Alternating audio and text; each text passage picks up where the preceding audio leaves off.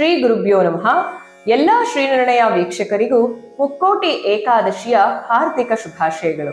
ನಿಮ್ಮ ಹಾರೈಕೆ ಆಶೀರ್ವಾದಗಳು ಸದಾ ಶ್ರೀನಿರ್ಣಯ ಮೇಲಿರಲಿ. ನಿಮ್ಮ ಆರೋಗ್ಯ ನೆಮ್ಮದಿ ನಿಮಗೆ ಪ್ರಾಮುಖ್ಯತೆಯಾಗಿರ್ಲಿ ಅಂತ ಹೇಳ್ತಾ, ಈ ಸಂಚಿಕೆಯಲ್ಲಿ ನಾವು ವೆಂಕಟಾಚಲಪತಿಯಾದಂತ ಶ್ರೀನಿವಾಸ ದೇವರು ಕರೆದ್ರೆ ಓಗೊಡ್ತಾರೆ ಅಂತ ಹೇಳುವಂತ 7 ಬೆಟ್ಟಗಳ ಒಡೆಯನಾದಂತ ಶ್ರೀ ಶ್ರೀನಿವಾಸ ದೇವರ ಬಗ್ಗೆ, ಮತ್ತೆ ಶ್ರೀನಿವಾಸ ಅಂತಂದ್ರೆ ಶ್ರೀಯನ್ನ ಜೊತೆಯಲ್ಲೇ ವಕ್ಷಸ್ಥಳದಲ್ಲಿ ಇಟ್ಕೊಂಡು ಸ್ಥಾನವನ್ನ ಕೊಟ್ಟು ಅವರು ಲಕ್ಷ್ಮೀ ನಿವಾಸನಾಗಿರುವಂತ ಶ್ರೀನಿವಾಸ ದೇವರ ಒಂದು ಲೀಲೆಗಳನ್ನ, ಮತ್ತೆ ತಿರುಮಲದಲ್ಲಿರುವಂತ ಸ್ವಾಮಿ ಪುಷ್ಕರಿಣಿ ಏನಿದೆ ಅದರ ಒಂದು ಹಿನ್ನೆಲೆ ಏನು, ಅದರಲ್ಲಿ ನಾವು ಸ್ನಾನವನ್ನ ಮುಕ್ಕೋಟಿ ಏಕಾದಶಿ ದಿವಸ ವಿಶೇಷವಾಗಿ ಸ್ನಾನ ಮಾಡಿದ್ರೆ ನಮಗೆ ಏನೆಲ್ಲ ಒಳ್ಳೇದಾಗತ್ತೆ, ಅಷ್ಟೇ ಅಲ್ಲ ಆ ಸ್ವಾಮಿ ಪುಷ್ಕರಿಣಿ ಯಾರು ಸ್ನಾನ ಮಾಡಿ ಅವ್ರಿಗೆ ಏನು ಒಳ್ಳೇದಾಯ್ತು ಅನ್ನೋದನ್ನು ತಿಳ್ಕೊಳ್ಳೋಣ. ತಿರ್ಚಾನೂರಿನಲ್ಲಿರುವಂತ ಅಲುಮೇಲು ಮಂಗಮ್ಮ ಅಥವಾ ಶ್ರೀ ಪದ್ಮಾವತಿ ದೇವಿ ಏನಿದ್ದಾರೆ ಅವರ ಒಂದು ಕುತೂಹಲಕಾರಿಯಾದಂತ ಚರಿತ್ರೆಯನ್ನ ಕೂಡ ನಾವು ಈ ಸಂಚಿಕೆಯಲ್ಲಿ ತಿಳ್ಕೊಳ್ಳೋಣ. ವೈಕುಂಠ ಏಕಾದಶಿಯ ಮಹತ್ವ. ವೈಕುಂಠ ಏಕಾದಶಿ ಹಿನ್ನೆಲೆಯ ಮಹತ್ವ ಉಪವಾಸದಲ್ಲೂ ಕೂಡ ವೈಜ್ಞಾನಿಕವಾದಂತಹ ಸತ್ಯ ಇದೆ. ವೈಕುಂಠ ಏಕಾದಶಿ ಅಂತಂದ್ರೆ 2 ಪದಗಳು. ಒಂದು ವೈಕುಂಠ ಅಂತ ಹೇಳಿ, ಇಲ್ಲಿ ಶ್ರೀನಿವಾಸ ದೇವರು ವಾಸವಾಗಿರ್ತಾರಲ್ಲ, ಮಹಾವಿಷ್ಣು ಇರುವಂತ ಸ್ಥಳ. ಅಷ್ಟೇ ಅಲ್ಲ, ಏಕಾದಶಿ ಅಂತಂದ್ರೆ 11ನೇ ತಿಥಿ. ಅದು ಶುಕ್ಲ ಪಕ್ಷದ್ದಾದ್ರೂ ಆಗಿರಬಹುದು, ಕೃಷ್ಣ ಪಕ್ಷದ್ದಾದ್ರೂ ಆಗಿರಬಹುದು.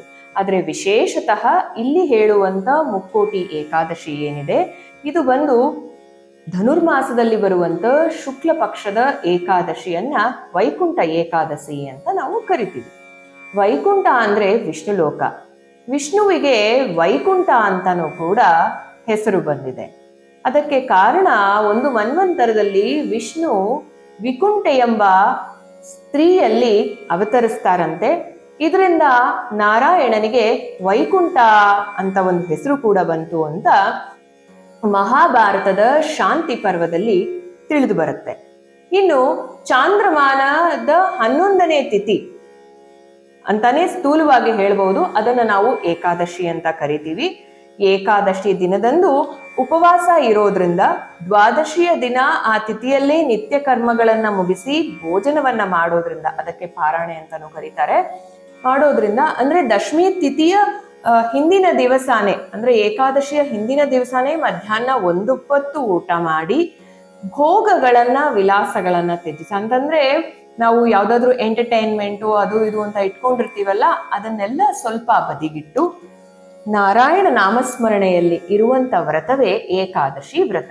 ಇಲ್ಲಿ ಉಪವಾಸ ಅಂತಂದ್ರೆ ಆಹಾರ ಸೇವಿಸದೇ ಇರೋದು ಅಂತಾನೂ ಒಂದು ಅರ್ಥ ಬರುತ್ತೆ. ಇನ್ನೊಂದು ಅರ್ಥ ಬಂದು ಭಗವಂತನ ಸಮೀಪದಲ್ಲಿರುವುದು ಅಂತ.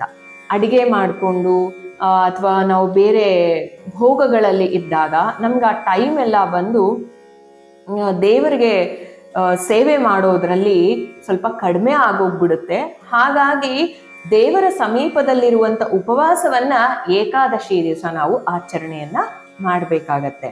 ಇದರಿಂದ ಏಕಕಾಲಕ್ಕೆ ದೇಹಕ್ಕೆ ಮಾತ್ರ ವಿಶ್ರಾಂತಿ ಸಿಗೋದಿಲ್ಲ, ದೇಹದಲ್ಲಿರುವಂತ ಒಳಗಡೆ ಇರುವಂತ ಅಂಗಾಂಗಗಳಿಗೂ ಕೂಡ ಉಪವಾಸ ಮಾಡೋದ್ರಿಂದ ನಮಗೆ ತುಂಬಾನೇ ಒಳ್ಳೇದಾಗತ್ತೆ. ನಿರ್ಜಲ ಉಪವಾಸ ಅಂತ ಹೇಳಿ ಕೂಡ ಮಾಡ್ತಾರೆ ಕೆಲವರು. ಅಂತಂದ್ರೆ 1 ಹನಿ ನೀರನ್ನು ಕುಡಿದೆ ಪೂರ್ತಿ ದಿವಸ ನಿರ್ಜಲವಾದಂತ ಉಪವಾಸವನ್ನ ಮಾಡ್ತಾರೆ. ನಾರಾಯಣ ನಾಮಸ್ಮರಣೆಯಲ್ಲಿ ಆ ದಿನವನ್ನ ಕಳೀತಾರೆ. ಈ ಉಪವಾಸ ವ್ರತ 8 ವರ್ಷದಲ್ಲಿ ಒಳಗಿರುವಂತ ಮಕ್ಕಳಿಗೆ ನಿಷಿದ್ಧ, ಮತ್ತೆ 80 ವಯಸ್ಸು ದಾಟಿದಂತ ವಯೋವೃದ್ಧರಿಗೆ ಕೂಡ ನಿಷಿದ್ಧ. ಯಾಕಂದ್ರೆ ಇವರಿಬ್ಬರಿಗೂ ಅವರ ಒಂದು ಬಾಡಿ ಸಪೋರ್ಟ್ ಮಾಡಲ್ಲ, ಆದ್ರಿಂದ ಅದನ್ನ ಮಾಡಬಾರ್ದು. ಶರೀರ ಮಾಧ್ಯಮ ಖಲು ಧರ್ಮ ಸಾಧನಂ ಅಂತ ಹೇಳೋ ತರ, ಧರ್ಮ ಸಂಪಾದನೆಗಾಗಿ ನಮ್ಮ ಸ್ವಾಸ್ಥ್ಯವನ್ನ, ಶರೀರವನ್ನ ಅತ್ಯಗತ್ಯವಾಗಿ ನಾವು ಶುಚಿಯಾಗಿ ಇಟ್ಕೊಳ್ಬೇಕು, ಸ್ವಾಸ್ಥ್ಯವಾಗಿ ಇಟ್ಕೊಳ್ಬೇಕು. ವೈಕುಂಠ ಏಕಾದಶಿ ಬಗ್ಗೆ ಒಂದು ಕಥೆ ಇದೆ. ಶ್ರೀಕೃಷ್ಣನ ತಂದೆಯಾದಂತ ನಂದಗೋಪ ಏಕಾದಶಿಯ ಒಂದು ಉಪವಾಸ ವ್ರತವನ್ನ ಶ್ರೀಕೃಷ್ಣನ ಸಾನ್ನಿಧ್ಯದಲ್ಲಿ ಮತ್ತೆ ದ್ವಾದಶಿಯ ಪಾರಣೆಯನ್ನು ಕೂಡ ತಪ್ಪದೆ ನಿಷ್ಠೆಯಿಂದ ಆಚರಣೆ ಮಾಡ್ತಿರ್ತಾರೆ. ಒಮ್ಮೆ ಏಕಾದಶಿ ವ್ರತವನ್ನ ಆಚರಿಸಿ ಮರುದಿನ ದ್ವಾದಶಿ ಬಹು ಸ್ವಲ್ಪ ಕಾಲ ಮಾತ್ರ ಇದ್ದಿದ್ರಿಂದ ಬೆಳಗ್ಗೆಯ ಜಾವಕ್ಕೆ ಮೊದಲು ಯಮುನಾ ನದಿಯಲ್ಲಿ ಸ್ನಾನಕ್ಕೆ ಇಳಿದು ಬಿಡ್ತಾರೆ. ಆಗ ರಾಕ್ಷಸರ ಸಂಚಾರ ಕಾಲವಾದ್ರಿಂದ ವರುಣ ದೇವನ ಸೇವಕನಾದಂತ ಒಬ್ಬ ರಾಕ್ಷಸ ನಂದಗೋಪನನ್ನ ಹಿಡ್ಕೊಂಡು ವರುಣನ ಬಳಿಗೆ ಎಳೆದೊಯ್ದು ಬಿಡ್ತಾನೆ. ಇದು ಗೊತ್ತಾದ ಬಲರಾಮ ಕೃಷ್ಣರು ಕೋಪಗೊಂಡು ವರುಣನ ಹತ್ರ ಹೋಗ್ತಾರೆ. ಶ್ರೀಕೃಷ್ಣನನ್ನ ನೋಡಿದಂತ ವರುಣದೇವ ಅವರಿಗೆ ಸಾಷ್ಟಾಂಗ ನಮಸ್ಕಾರವನ್ನ ಮಾಡಿ ಅವರ ಸೇವಕ ಮಾಡಿದಂತ ಅಪರಾಧವನ್ನ ಕ್ಷಮಿಸಬೇಕು ಅಂತ ಭಿನ್ನವಿಸ್ಕೊಳ್ತಾರೆ. ಆಗ ಶ್ರೀಕೃಷ್ಣ ವರುಣನನ್ನ ಆಶೀರ್ವಾದ ಮಾಡಿ ತಂದೆಯೊಡನೆ ಗೋಕುಲಕ್ಕೆ ಹಿಂದಿರುಗ್ತಾರೆ. ನಂದಗೋಪನಿಗಂತೂ ತುಂಬಾ ಪರಮಾನಂದವಾಗತ್ತೆ.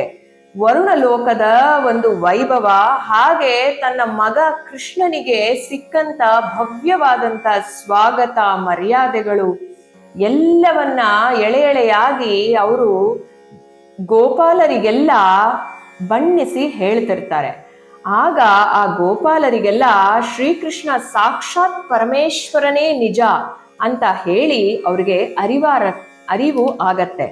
ಇದನ್ನರಿತ ಶ್ರೀಕೃಷ್ಣ ಎಲ್ಲರಿಗೂ ಯಮುನಾ ನದಿಯಲ್ಲಿ ಬ್ರಹ್ಮಕುಂಡ ಅಂತ ಇರುತ್ತೆ, ಆ ಮಡುವಿನಲ್ಲಿ ಮುಳುಗಿ ಬರುವಂತೆ ಹೇಳ್ತಾರೆ. ಅದರಂತೆ ಅವರೆಲ್ಲ ಯಮುನಾ ನದಿಯ ಒಂದು ಮಡುವಿನಲ್ಲಿ ಹೋಗಿ ಮುಳುಗಿ ಬಂದಾಗ ಅವ್ರಿಗೆ ಕಣ್ಣಿಗೆ ವೈಕುಂಠನೇ ಗೋಚರವಾಗ್ಬಿಡತ್ತಂತೆ. ಅವರ ಮನಸ್ಸು ತುಂಬಾ ಶಾಂತತೆಯಿಂದ ತೃಪ್ತಿಯನ್ನ ಹೊಂದತ್ತಂತೆ. ಶ್ರೀಕೃಷ್ಣ ಪರದೈವ ಅನ್ನೋ ಒಂದು ನಂಬಿಕೆ ಸ್ಥಿರವಾಗಿ ಅವರ ಮನಸ್ಸಿನಲ್ಲಿ ಉಳಿದು ಅವರು ಧನ್ಯತಾ ಭಾವದಿಂದ ಶ್ರೀಕೃಷ್ಣನನ್ನು ಕೊಂಡಾಡ್ಬಿಡ್ತಾರಂತೆ.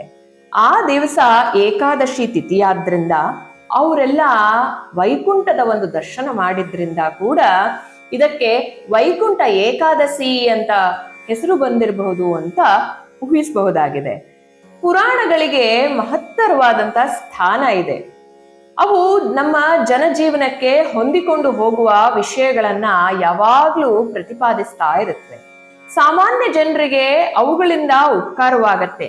ಲೋಕೋಪಕಾರಕ್ಕಾಗಿ ವ್ಯಾಸರು 18 ಪುರಾಣಗಳನ್ನು ರಚಿಸಿದ್ರೆ ಇಂತಹ ಪುರಾಣಗಳಲ್ಲಿ ನಾರದೀಯ ಪುರಾಣ ಸಹ ಒಂದು. ನಾರದರ ಪ್ರೇರಣೆಯಿಂದ ಅನೇಕ ಪವಿತ್ರ ಗ್ರಂಥಗಳು, ಪೂಜೆ ಪುನಸ್ಕಾರಗಳು, ವ್ರತಕಥೆಗಳು ಈ ಜಗತ್ತಿಗೆ ಬಂದಿದೆ ಅಂದ್ರೆ ಅತಿಶಯೋಕ್ತಿ ಆಗ್ಲಾರ್ದು. ಇಂತಹ ಪವಿತ್ರ ವ್ರತಗಳಲ್ಲಿ ಅತ್ಯಂತ ಶ್ರೇಷ್ಠವಾದ ಶ್ರೇಯಸ್ಕರವಾದ ಸಕಲವೂ ನಿಮಗೆ ಲಭಿಸತಕ್ಕಂತ ಆಚರಿಸಲು ಯೋಗ್ಯವಾದ ವ್ರತ ಏಕಾದಶಿ ವ್ರತ. ಇದನ್ನ ಯಾರು ಬೇಕಾದ್ರೂ ಆಚರಣೆ ಮಾಡಬಹುದು. ಇದಕ್ಕೆ ನಮ್ಗೆ ದುಡ್ಡು ಕಾಸು ಇಲ್ಲಪ್ಪ ಅಂತ ಹೇಳೋಷ್ಟಿಲ್ಲ. ನೀವು ಮಾಡಬೇಕಾಗಿರೋದು ಒಂದೇ, ನೀವು ನಿಮ್ಮ ನಾರಾಯಣನನ್ನ ನಿಮ್ಮ ಸಮೀಪದಲ್ಲಿ ಇಟ್ಕೊಳ್ಬೇಕು. ಸಮೀಪದಲ್ಲಿ ಇಟ್ಕೊಳ್ಳೋದು ಅಂತಂದ್ರೆ ಕಾಯ ವಾಚ ಮನಸ ಅವರ ಒಂದು ಧ್ಯಾನದಲ್ಲಿ ನೀವು ಇರ್ಬೇಕಾಗತ್ತೆ. ಕೃಷ್ಣಾಮೃತ ಮಹಾಪರ್ಣದ ಪ್ರಕಾರ ಸಕಲ ತೀರ್ಥಕ್ಷೇತ್ರಗಳಿಂದ ಸಕಲ ಪುಣ್ಯಕ್ಷೇತ್ರಗಳಿಂದ ಲಭಿಸಬಹುದಾದಂತಹ ಪುಣ್ಯ ಏಕಾದಶಿಯ ಒಂದು ವ್ರತವನ್ನ ಆಚರಣೆ ಮಾಡೋದ್ರಿಂದ ಸಿಗಬಹುದು. ಅದು ಸಮನ ಆಗೋದಕ್ಕೂ ಸಾಧ್ಯ ಇಲ್ಲ ಅಂತ ಕೂಡ ಹೇಳ್ತಾರೆ. ವಸಿಷ್ಠರ ಪ್ರಕಾರ 11 ಇಂದ್ರಿಯಗಳಿಂದ ಸಂಪಾದಿಸಿದಂತ ನಾವು ಸಕಲ ಪಾಪಗಳನ್ನ 11ನೆಯ ತಿಥಿಯಾದ ಏಕಾದಶಿಯು ಕೂಡ ಪರಿಹರಿಸುತ್ತೆ ಅಂತ ವಸಿಷ್ಠರು ಹೇಳ್ತಾರೆ. ಆದ್ರಿಂದ ಏಕಾದಶಿಗೆ ಸಮನಾದ ಪಾವನವಾದ ವ್ರತ ಇನ್ನೊಂದು ಇಲ್ಲ. ವೈಕುಂಠ ಏಕಾದಶಿಯ ದಿನ ಶ್ರೀಮನ್ ನಾರಾಯಣನನ್ನ ದರ್ಶನ ಮಾಡಿ ವೈಕುಂಠ ದ್ವಾರದ ಮೂಲಕ ಹೊರಬಂದು ಹೀಗೆ ಮಾಡಿದ್ರೆ 7 ಜನ್ಮದಲ್ಲಿ ಮಾಡಿದ ಪಾಪಗಳು ನಾಶವಾಗುತ್ತೆ ಅನ್ನೋದು ನಂಬಿಕೆ. ಅಲ್ಲದೆ ವೈಕುಂಠ ಏಕಾದಶಿಯ ಪವಿತ್ರ ದಿನ ಅಭ್ಯಂಜನ ಮಾಡಿ ಶ್ರೀನಿವಾಸ ದೇವರ ಉತ್ಸವ ಮೂರ್ತಿಯ ಅನ್ನು ಜೋಕಾಲಿಗೆ ತಲೆ ತಾಕಿಸಿ, ನೀವು ನೋಡಿರ್ತೀರ ಅನ್ಸುತ್ತೆ ಎಲ್ಲಾ ವಿಷ್ಣು ದೇವಾಲಯಗಳಲ್ಲಿ ಅವತ್ತು ಜೋಕಾಲಿ ಮೇಲೆ ಶ್ರೀಮನ್ ನಾರಾಯಣನನ್ನ ಮಲಗಿಸಿರ್ತಾರೆ. ಆ ಒಂದು ದೇವರ ಕೆಳಗಡೆ ಹೋಗಿ ನಾವು ಬರ್ತೀವಿ. ನೀವು ನೋಡಿರ್ತೀರಾ ಅನ್ಸುತ್ತೆ, ನಿಮ್ಗೆಲ್ಲಾರ್ಗು ಅನುಭವ ಇರುತ್ತೆ. ವೈಕುಂಠ ದ್ವಾರದಿಂದ ಹೊರಬಂದ್ರೆ ಮುಕ್ತಿ ಕಟ್ಟಿಟ್ಟ ಬುತ್ತಿ ಅನ್ನೋ ಒಂದು ನಂಬಿಕೆ ನಮ್ಮ ಧರ್ಮದಲ್ಲಿ ಇದೆ. ಇನ್ನು ಸೂರ್ಯ ಉತ್ತರಾಯಣಕ್ಕೆ ಬದಲಾಗುವ ಮೊದಲು ಬರುವಂತ ಈ ಧನುರ್ಮಾಸದ ಶುದ್ಧ ಏಕಾದಶಿಯನ್ನ ವೈಕುಂಠ ಏಕಾದಶಿ ಅಂತಲೂ ನಾವು ಕರಿತೀವಿ. ಅದಕ್ಕೆ ಮುಕ್ಕೋಟಿ ಏಕಾದಶಿ ಅಂತ ಹೆಸರು ಕೂಡ ಇದೆ. ಸೂರ್ಯ ಧನಸ್ಸು ರಾಶಿಯಲ್ಲಿ ಪ್ರವೇಶಿಸಿದ ನಂತರ ಮಕರ ಸಂಕ್ರಮಣದವರೆಗೂ ನಡೆಯುವ ಈ ಒಂದು ಮಾರ್ಗ ಏನಿದೆ, ಮಧ್ಯೆ ಮುಕ್ಕೋಟಿ ಏಕಾದಶಿ ಬರುತ್ತೆ. ಈ ದಿನ ವೈಕುಂಠದ ಬಾಗಿಲು ತೆರೆದಿರುತ್ತೆ. ಅಷ್ಟೇ ಅಲ್ಲ, ವೈಷ್ಣವ ಆಲಯಗಳಲ್ಲಿ ಉತ್ತರ ದ್ವಾರದ ಬಳಿ ಮುಂಜಾನೆ ಭಗವಂತನ ದರ್ಶನಕ್ಕಾಗಿ ಜನ ಕಾದಿರ್ತಾರೆ.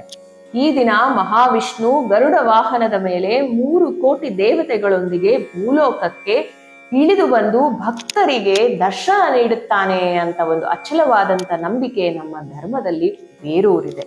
ಹಾಗಾಗಿ ಇದಕ್ಕೆ ಮುಕ್ಕೋಟಿ ದ್ವಾದಶಿ ಅಥವಾ ಮುಕ್ಕೋಟಿ ಏಕಾದಶಿ ಅಂತಲೂ ನಾವು ಕರಿತೀವಿ. ಆದ ಕಾರಣ ಮುಕ್ಕೋಟಿ ಏಕಾದಶಿ ಅಂತ ಕೂಡ ಹೆಸರು ಬಂದಿದೆ. ಈ ಒಂದು ಏಕಾದಶಿ 3 ಕೋಟಿ ಏಕಾದಶಿಗಳಿಗೆ ಸಮನಾದ ಒಂದು ಪವಿತ್ರತೆಯನ್ನ ಹೊಂದಿರುವ ಕಾರಣ ಕೂಡ ಇದನ್ನ ಮುಕ್ಕೋಟಿ ಏಕಾದಶಿ ಅಂತಲೂ ಕರೀತಾರೆ. ಇನ್ನು ಮುಕ್ಕೋಟಿ ಏಕಾದಶಿ ದಿನ ಹಾಲಾಹಲ ಅಮೃತ ಎರಡೂ ಬಂದಿದೆ. ಮಹಾಭಾರತ ಯುದ್ಧದಲ್ಲಿ ಭಗವದ್ಗೀತೆಯನ್ನ ಕೃಷ್ಣ ಅರ್ಜುನನಿಗೆ ಹೇಳಿದ್ದು ಏಕಾದಶಿಯ ದಿನಾನೇ, ಅಂದ್ರೆ ಉಪದೇಶದ ದಿನ ಕೂಡ ಏಕಾದಶಿ. ಈ ದಿನ ವಿಷ್ಣು ದೇವಾಲಯಗಳಲ್ಲಿ ವಿಶೇಷ ಪೂಜೆಗಳು, ಹೋಮ, ಹವನ, ಜಪ, ತಪಗಳು ಎಲ್ಲ ನಡೆಯುತ್ತೆ. ಹೇಗೆ ಶಿವರಾತ್ರಿಯಲ್ಲಿ ನೀವು ಉಪವಾಸವಿದ್ದು ಜಾಗರಣೆಯನ್ನ ಮಾಡ್ತೀರಾ ಪರಮೇಶ್ವರನಿಗಾಗಿ, ಅದೇ ರೀತಿಯಲ್ಲಿ ಮಹಾವಿಷ್ಣುವಿಗೆ ಏಕಾದಶಿಯ ದಿವಸ ಉಪವಾಸ ಇದ್ದು ಜಾಗರಣೆ ಇರುವಂತ ವಾಡಿಕೆ ಕೂಡ ಇದೆ. ವಿಷ್ಣು ಪುರಾಣದ ಪ್ರಕಾರ ಇಬ್ಬರು ರಾಕ್ಷಸರು ತನಗೆ ವಿರೋಧವಾಗಿದ್ದರೂ ವೈಕುಂಠ ಏಕಾದಶಿ ದಿನ ತನ್ನ ಬಾಗಿಲನ್ನು ತೆರೆದಿರುತ್ತಾನಂತೆ. ಈ ಕಥೆಯನ್ನ ಕೇಳಿದವರಿಗೆ ಮೋಕ್ಷ ಪ್ರಾಪ್ತಿಯಾಗತ್ತೆ. ವೈಕುಂಠದ ಬಾಗಿಲನ್ನು ತೆರೆದಿಡುವಂತೆ ಬೇಡಿಕೊಳ್ತಾರಂತೆ ಆ ರಾಕ್ಷಸರು. ಆದ್ರಿಂದ ಎಲ್ಲಾ ವಿಷ್ಣು ದೇವಾಲಯದ ಬಾಗಿಲುಗಳನ್ನು ಆ ದಿನ ತೆಗೆದಿರ್ತಾರೆ. ಮಾಮೂಲಿ ದಿನಗಳಲ್ಲಿ ಉತ್ತರ ದ್ವಾರಗಳನ್ನ ಮುಚ್ಚಿರ್ತಾರೆ. ಆದ್ರೆ ವೈಕುಂಠ ಏಕಾದಶಿ ದಿನ ಮಾತ್ರ ಆ ಬಾಗಿಲನ್ನ ತೆರೆದಿರ್ತಾರೆ. ವೈಕುಂಠ ಏಕಾದಶಿ ದಿನ ತಿರುಮಲೆಯ ದೇವಾಲಯದಲ್ಲಿ ಉತ್ತರ ದ್ವಾರವನ್ನ ತೆಗೆದಿರ್ತಾರೆ. ಪುರಾಣದ ಪ್ರಕಾರ ವಿಷ್ಣುವಿನಿಂದ ಬಂದ ಶಕ್ತಿಯಿಂದ ಮೊರ ಎಂಬ ರಾಕ್ಷಸನನ್ನ ಸಂಹರಿಸಿದ್ದು ಕೂಡ ಈ ಏಕಾದಶಿ ದಿನಾನೇ ಅಂತೆ. ಮುಕ್ಕೋಟಿ ಏಕಾದಶಿ ದಿನದಂದು, ಅಂದರೆ ಧನುರ್ಮಾಸದ ಶುಕ್ಲ ಏಕಾದಶಿ ದಿನದಂದು ಉಪವಾಸವಿರಬೇಕಂತೆ. ಇದೇ ಕಾರಣ ಅಂತ ಕೂಡ ಹೇಳ್ತಾರೆ. ಯಾಕಂದ್ರೆ ಅಕ್ಕಿಯಲ್ಲಿ ಅಡಿಗೆ ಕೂತಿರ್ತಾನಂತೆ ಆ ಮೊರ ಅನ್ನೋ ಒಬ್ಬ ರಾಕ್ಷಸ. ಆದ್ರಿಂದ ಅಕ್ಕಿಯಿಂದ ಮಾಡಿದ ಯಾವುದೇ ಪದಾರ್ಥಗಳನ್ನು ಆ ದಿವಸ ತ್ಯಜಿಸ್ಬೇಕಂತೆ. ಮುಕ್ಕೋಟಿ ಏಕಾದಶಿ ಒಂದು ದಿನ ಉಪವಾಸವಿದ್ದರೆ ಮಿಕ್ಕ 23 ಏಕಾದಶಿಗಳಲ್ಲಿ ಉಪವಾಸವಿದ್ದಂತೆ ಅಂತ ವಿಷ್ಣು ಪುರಾಣದಲ್ಲಿ ಹೇಳಲಾಗಿದೆ. ಹಾಗಾಗಿ ಎಲ್ಲರೂ ಉಪವಾಸವನ್ನ ಮಾಡೋಣ, ನಾರಾಯಣ ನಾಮಸ್ಮರಣೆಯನ್ನ ಮಾಡೋಣ ಅಂತ ಹೇಳ್ತಾ ಪರ್ವತಗಳ ಹೆಸರುಗಳನ್ನ ತಿಳ್ಕೊಳ್ಳೋಣ. 7 ಬೆಟ್ಟಗಳ ಒಡೆಯನಾದಂತ ಆ ಶ್ರೀನಿವಾಸ ದೇವರು, ತಿರುಮಲ ದೇವಸ್ಥಾನದಲ್ಲಿರುವಂತ ಶ್ರೀನಿವಾಸ ದೇವರ ಆ ಒಂದು ಪರ್ವತಗಳು ಏನು, ಅದಕ್ಕೆ ಹೆಸರು ಹೇಗೆ ಬಂತು ಅಂತ ತಿಳ್ಕೊಳ್ಳೋಣ.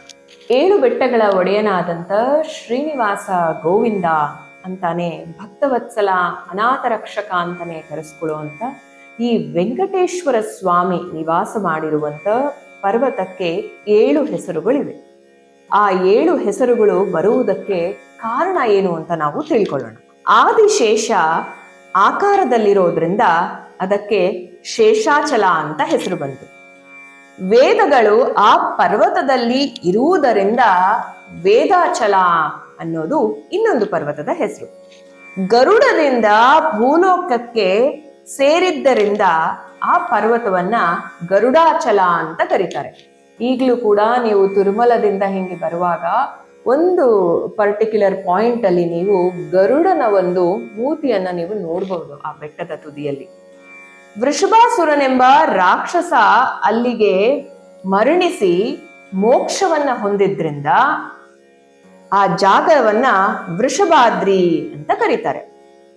ಅಂಜನಾ ದೇವಿಯ ತಪಸ್ಸು ಮಾಡಿ ಹನುಮಂತನನ್ನ ಪಡೆದ ಸ್ಥಳವಾದ್ದರಿಂದ ಅದನ್ನ ಅಂಜನಾದ್ರಿ ಅಂತ ಕರೀತಾರೆ. ವಾಯುದೇವ ಆದಿಶೇಷರ ಪಂಥದಿಂದ ಆನಂದ ಪರ್ವತವು ಸೇರಿದಂತ ಕಾರಣ ಅದಕ್ಕೆ ಆನಂದಗಿರಿ ಅಂತಲೂ ಹೆಸರಿದೆ. ಪಾಪಗಳನ್ನ ಹೋಗಲಾಡಿಸುವುದರಿಂದ ವೆಂಕಟಾಚಲ ಅಂತ 7 ಹೆಸರುಗಳಿಂದ ಈ ಪರ್ವತ ತುಂಬಾ ಪ್ರಸಿದ್ಧವಾಗಿದೆ. ಈ 7 ಪರ್ವತಗಳ ಒಂದು ಹೆಸರನ್ನ ಸ್ಮರಣೆ ಮಾಡ್ಕೊಳ್ಳೋದು ಕೂಡ ತುಂಬಾನೇ ವಿಶೇಷವಾದಂತ ಫಲ ನಮಗೆ ಸಿಗತ್ತೆ. ಅದು ಶೇಷಾಚಲ, ವೇದಾಚಲ, ಗರುಡಾಚಲ, ವೃಷಭಾದ್ರಿ, ಅಂಜನಾದ್ರಿ, ಆನಂದಗಿರಿ, ವೆಂಕಟಾಚಲ. ಶ್ಲೋಕ ಈ ರೀತಿ ಇದೆ: ಸರ್ವ ಪಾಪಾನಿ ವೇಂಪ್ರಾಹು ತಟಸ್ಥದ್ದಾಹ ಉಚ್ಯತೆ ತಸ್ಮಾದ್ ವೆಂಕಟ ಶೈಲೋಯಂ ಲೋಕೇ ವಿಖ್ಯಾತ ಕೀರ್ತಿಮಾನ್. ಸ್ವಾಮಿ ಪುಷ್ಕರಣಿ ತೀರ್ಥ ಆ ಒಂದು ಕಲ್ಯಾಣಿ ಏನಿದೆ, ನೀವು ತಿರುಮಲ ದೇವಸ್ಥಾನದ ಪ್ರಾಕಾರದಲ್ಲಿ ನೀವು ನೋಡ್ತೀರಾ. ರಾಜಬೀದಿ ಅಂತ ಕರೀತಾರೆ. ಆ ಗೋಪುರದ ವರಾಹ ಸ್ವಾಮಿಯ ದೇವಸ್ಥಾನದ ಹಿಂಭಾಗದಲ್ಲಿ ನೀವು ಸ್ವಾಮಿ ಪುಷ್ಕರಣಿಯನ್ನ ನೋಡ್ತೀರಾ. ಈ ಸ್ವಾಮಿ ಪುಷ್ಕರಣಿಯ ಒಂದು ವಿಶೇಷತೆ ಏನಪ್ಪಾ ಅಂತಂದ್ರೆ, ಸರಸ್ವತಿ ನದಿ ಆ ವೆಂಕಟೇಶ್ವರ ಸ್ವಾಮಿಯ ಒಂದು ಅನುಗ್ರಹದಿಂದ ಗುಪ್ತಗಾಮಿನಿಯಾಗಿ ಇಲ್ಲಿ ಹರಿದು ಅವರ ಒಂದು ಅಸ್ತಿತ್ವವನ್ನ ಸಾರ್ತಾರಂತೆ. ಆ ಒಂದು ಪುಷ್ಕರಣಿ ತೀರ್ಥದ ಮಹಿಮೆಯನ್ನ ನಾವು ಈಗ ತಿಳ್ಕೊಳ್ಳೋಣ. ಈ ವೆಂಕಟಾಚಲ ಪರ್ವತದ 3 ಗಾವುದಷ್ಟು ಅಗಲ, 30 ಗಾವದ ಉದ್ದ ಇದೆ. ಆದಿಶೇಷನ ರೂಪವನ್ನ ಹೋಲತ್ತೆ. ಆ ಪರ್ವತದಲ್ಲಿ ಅನೇಕ ದಿವ್ಯ ತೀರ್ಥಗಳು ವಿರಾಜಿಸುತ್ತವೆ. ಅವುಗಳ ಮಹಿಮೆ ವರ್ಣಾತೀತ. ಆ ತೀರ್ಥಗಳನ್ನೆಲ್ಲ ಸ್ವಾಮಿ ಪುಷ್ಕರಣಿ ಅತ್ಯಂತ ಪವಿತ್ರವಾಗಿದೆ ಮತ್ತೆ ಹೆಸರುವಾಸಿ ಕೂಡ ಆಗಿದೆ. ಅದರ ನೀರು ತುಂಬಾ ಮಧುರವಾಗಿ ಅಮೃತದಂತೆ ಇರುತ್ತೆ ಅಂತ ಹೇಳ್ತಾರೆ. ಮತ್ತೆ ಈಗ TTD ಅವರು ಕೂಡ ತುಂಬಾ ಚೆನ್ನಾಗಿ ಅದನ್ನ ನೋಡ್ಕೊಂಡು ಬಂದಿದ್ದಾರೆ. ಆ ನೀರು ಹಾಕಿದೊಡನೆ ಸಕಲ ಪಾಪಗಳು ನಶಿಸುತ್ತವೆ ಅನ್ನೋ ನಂಬಿಕೆ ಕೂಡ ಇದೆ. ಈ ಪುಷ್ಕರಣಿಗಳಲ್ಲಿ ಎಲ್ಲಾ ತೀರ್ಥಗಳ ಮೂಲಾಧಾರವಾಗಿದ್ದು ಇದರ ಒಂದು ಮಹಿಮೆ ಆದಿಶೇಷನು ಕೂಡ ವರ್ಣಿಸಲಾರ ಅಂತ ನಮ್ಮ ಪುರಾಣಗಳು ಹೇಳುತ್ತೆ. ಪೂರ್ವದಲ್ಲಿ ಇದಕ್ಕೆ ಒಂದು ಕತೆ ಕೂಡ ಇದೆ. ಪೂರ್ವದಲ್ಲಿ ಚಂದ್ರವಂಶದಲ್ಲಿ ಹುಟ್ಟಿದ ನಂದಾಯ ಅಂತ ಒಬ್ಬ ರಾಜ ಇದ್ದಂತೆ. ಅವನಿಗೆ ಧರ್ಮಗುಪ್ತನೆಂಬ ಪುತ್ರನಿದ್ದ. ಧರ್ಮಗುಪ್ತನಿಗೆ ಪ್ರಾಪ್ತ ವಯಸ್ಸು ಬಂದ ನಂತರ ನಂದನು ಅವನಿಗೆ ರಾಜ್ಯವನ್ನು ಕೊಟ್ಟು ತಾನು ತಪಸ್ಸಿಗೆ ಹೋದ. ಒಂದು ದಿನ ಧರ್ಮಗುಪ್ತ ಬೇಟೆ ಆಡ್ಬೇಕು ಅಂತ ಹೋಗ್ತಾನಂತೆ. ಬೇಟೆಯಾಡಿ ಆಯಾಸಗೊಂಡು ಹೊತ್ತು ಮೀರಿದ್ರಿಂದ ಒಂದು ಮರವನ್ನ ಹತ್ತಿ ಕುಳಿತುಕೊಳ್ತಾನಂತೆ. ಆ ಸಮಯದಲ್ಲಿ ಒಂದು ಸಿಂಹ ಕರಡಿಯನ್ನ ಅಟ್ಟಿಸ್ಕೊಂಡು ಬರ್ತಿರುತ್ತೆ. ಕರಡಿ ಅತ್ಯಂತ ಭೀತಿಯಿಂದ ಈ ರಾಜನಿದ್ದ ಮರವನ್ನ ಏರ್ಬಿಡ್ತಂತೆ. ರಾಜ ಭಯಪಟ್ಟಿದ್ದಕ್ಕೆ ಕರಡಿ ಧೈರ್ಯ ಹೇಳಿ, ರಾಜ, ನೀನು ಅರ್ಧರಾತ್ರಿಯವರೆಗೆ ನನ್ನ ತೊಡೆಯ ಮೇಲೆ ಮಲಗಿ ನಿದ್ರೆ ಮಾಡು, ತರುವಾಯ ನಾನು ನಿನ್ನ ತೊಡೆಯ ಮೇಲೆ ನಿದ್ರೆ ಮಾಡ್ತೀನಿ ಅಂತ ಹೇಳಿ ರಾಜ ತನ್ನ ತೊಡೆಯ ಮೇಲೆ ನಿದ್ರಿಸುವಂತೆ ಮಾಡ್ತಂತೆ. ಸಿಂಹವು ಕರಡಿಗೆ ಹೀಗೆಂತಂತೆ, ರಾಜನನ್ನು ಕೆಳಗಡೆ ತಳ್ಳು, ನಾನು ಅವನನ್ನು ತಿಂದು ಹೋಗ್ಬಿಡ್ತೀನಿ, ನಿನ್ಗೆ ಭಯವಿಲ್ಲ ಅಂತ ಹೇಳ್ತಂತೆ. ಕರಡಿ ಅದಕ್ಕೆ ಒಪ್ಲಿಲ್ವಂತೆ. ತರುವಾಯ ರಾಜ ನಿದ್ರೆಯಿಂದ ಎದ್ದು ಸಿಂಹವು ರಾಜನೊಡನೆ ಹೇಳ್ತಂತೆ, ಕರಡಿಯನ್ನ ಕೆಳಗಡೆ ತಳ್ಳು, ಅದನ್ನ ತಿಂದು ಹೋಗ್ಬಿಡ್ತೀನಿ, ನಿನಗೆ ಭಯವಿಲ್ಲ ಅಂತ ಹೇಳಿದ್ದಕ್ಕೆ ರಾಜನು ಸಿಂಹದ ಮಾತನ್ನ ನಂಬಿ ಕರಡಿಯನ್ನ ತನ್ನ ತೊಡೆಯ ಮೇಲಿಂದ ಕೆಳಕ್ಕೆ ತಳ್ಳಿಬಿಡ್ತಾನಂತೆ. ದೈವಾನುಗ್ರಹದಿಂದ ಕರಡಿ ಮರದ ಕೊಂಬೆಗಳನ್ನ ಹಿಡಿದುಕೊಂಡು ಕೆಳಕ್ಕೆ ಬೀಳದೆ ನಿಂತು ರಾಜನೊಡನೆ ಹೀಗಂತಂತೆ, ಎಲ್ಲೋ ಎಂತಹ ವಿಶ್ವಾಸಘಾತಕನಪ್ಪ ನೀನು. ವಿಶ್ವಾಸಘಾತಕನನ್ನ ಭೂದೇವಿಯು ಕೂಡ ಸಹಿಸಿಕೊಳ್ಳೋದಿಲ್ಲ. ನಾನು ನಿಜವಾಗಿ ಕರಡಿಯಲ್ಲ, ಭೃಗುವಂಶದಲ್ಲಿ ಹುಟ್ಟಿದ ಬ್ರಾಹ್ಮಣ. ಕಾಮರೂಪವನ್ನು ಧರಿಸಿ ತಿರುಗುತ್ತಿರ್ತೀನಿ. ನೀನು ವಿಶ್ವಾಸಹೀನನಾಗಿದ್ರಿಂದ ಹುಚ್ಚನಾಗು ಅಂತ ಕರಡಿ ಶಾಪ ಕೊಟ್ಬಿಡ್ತಂತೆ. ಧರ್ಮಗುಪ್ತ ಮಹಾರಾಜ ಹುಚ್ಚನಾಗಿ ದೇಶಗಳನ್ನ ತಿರುಗ್ತಾ ಇದ್ದಂತೆ. ಮಂತ್ರಿಗಳು ಅವನ ಜಾಡನ್ನು ತಿಳಿದು ತಪಸ್ಸನ್ನಾಚರಿಸುತ್ತಿದ್ದ ಅವನ ತಂದೆಗೆ ಹೇಳಿದ್ರಂತೆ. ಆಗ ನಂದನು ಬಂದು ಪುತ್ರನ ಮತಿಹೀನತೆಗೆ ದುಃಖಿಸಿ ಜೈಮಿನಿ ಮಹಾಮುನಿಯ ಬಳಿಗೆ ಹೋಗ್ತಾರಂತೆ. ತನ್ನ ಕುಮಾರನ ವೃತ್ತಾಂತವನ್ನು ತಿಳಿಸಿ ಉಪಾಯವನ್ನ ಕೇಳ್ತಾರಂತೆ. ಅದಕ್ಕೆ ಜೈಮಿನಿ ಮಹಾಮುನಿ ಅದರ ಕಾರಣವನ್ನು ಜ್ಞಾನ ದೃಷ್ಟಿಯಿಂದ ತಿಳಿದು, ರಾಜ, ನಿನ್ನ ಪುತ್ರನನ್ನು ವೆಂಕಟಾಚಲದಲ್ಲಿರುವ ಸ್ವಾಮಿ ಪುಷ್ಕರಣಿಯಲ್ಲಿ ಸ್ನಾನವನ್ನ ಮಾಡಿಸು, ಅವನ ಹುಚ್ಚು ಹೋಗುತ್ತೆ ಅಂತ ಹೇಳಿ ತಿಳಿಸ್ಕೊಡ್ತಾರಂತೆ. ನಂತರ ನಂದ ಪುತ್ರನನ್ನ ಕರೆದುಕೊಂಡು ವೆಂಕಟಾದ್ರಿಯನ್ನು ಸೇರಿ ಧರ್ಮಗುಪ್ತನನ್ನು ಸ್ವಾಮಿ ಪುಷ್ಕರಣಿಯಲ್ಲಿ ಸ್ನಾನವನ್ನು ಮಾಡಿಸ್ತಾನಂತೆ. ಸ್ನಾನ ಮಾಡಿದ ಮಾತ್ರದಿಂದಲೇ ಧರ್ಮಗುಪ್ತ ಸರಿ ಹೋಗ್ತಾನಂತೆ. ಅವನ ಹುಚ್ಚು ಕೂಡ ಬಿಟ್ಟು ಹೋಗ್ಬಿಡುತ್ತಂತೆ. ಧರ್ಮಗುಪ್ತ ಯೋಗ್ಯವಂತನಾಗಿ ಸ್ವಾಮಿಯನ್ನು ಭಕ್ತಿಯಿಂದ ಪೂಜಿಸಿ ಅಗ್ರಹಾರಾದಿಗಳನ್ನ ಬೇಕಾದಷ್ಟು ಕಾಣಿಕೆಯನ್ನ ಕೂಡ ಅರ್ಪಿಸಿ ಧನ್ಯತಾ ಭಾವದಿಂದ ಹಿಂತಿರುಗ್ತಾನಂತೆ.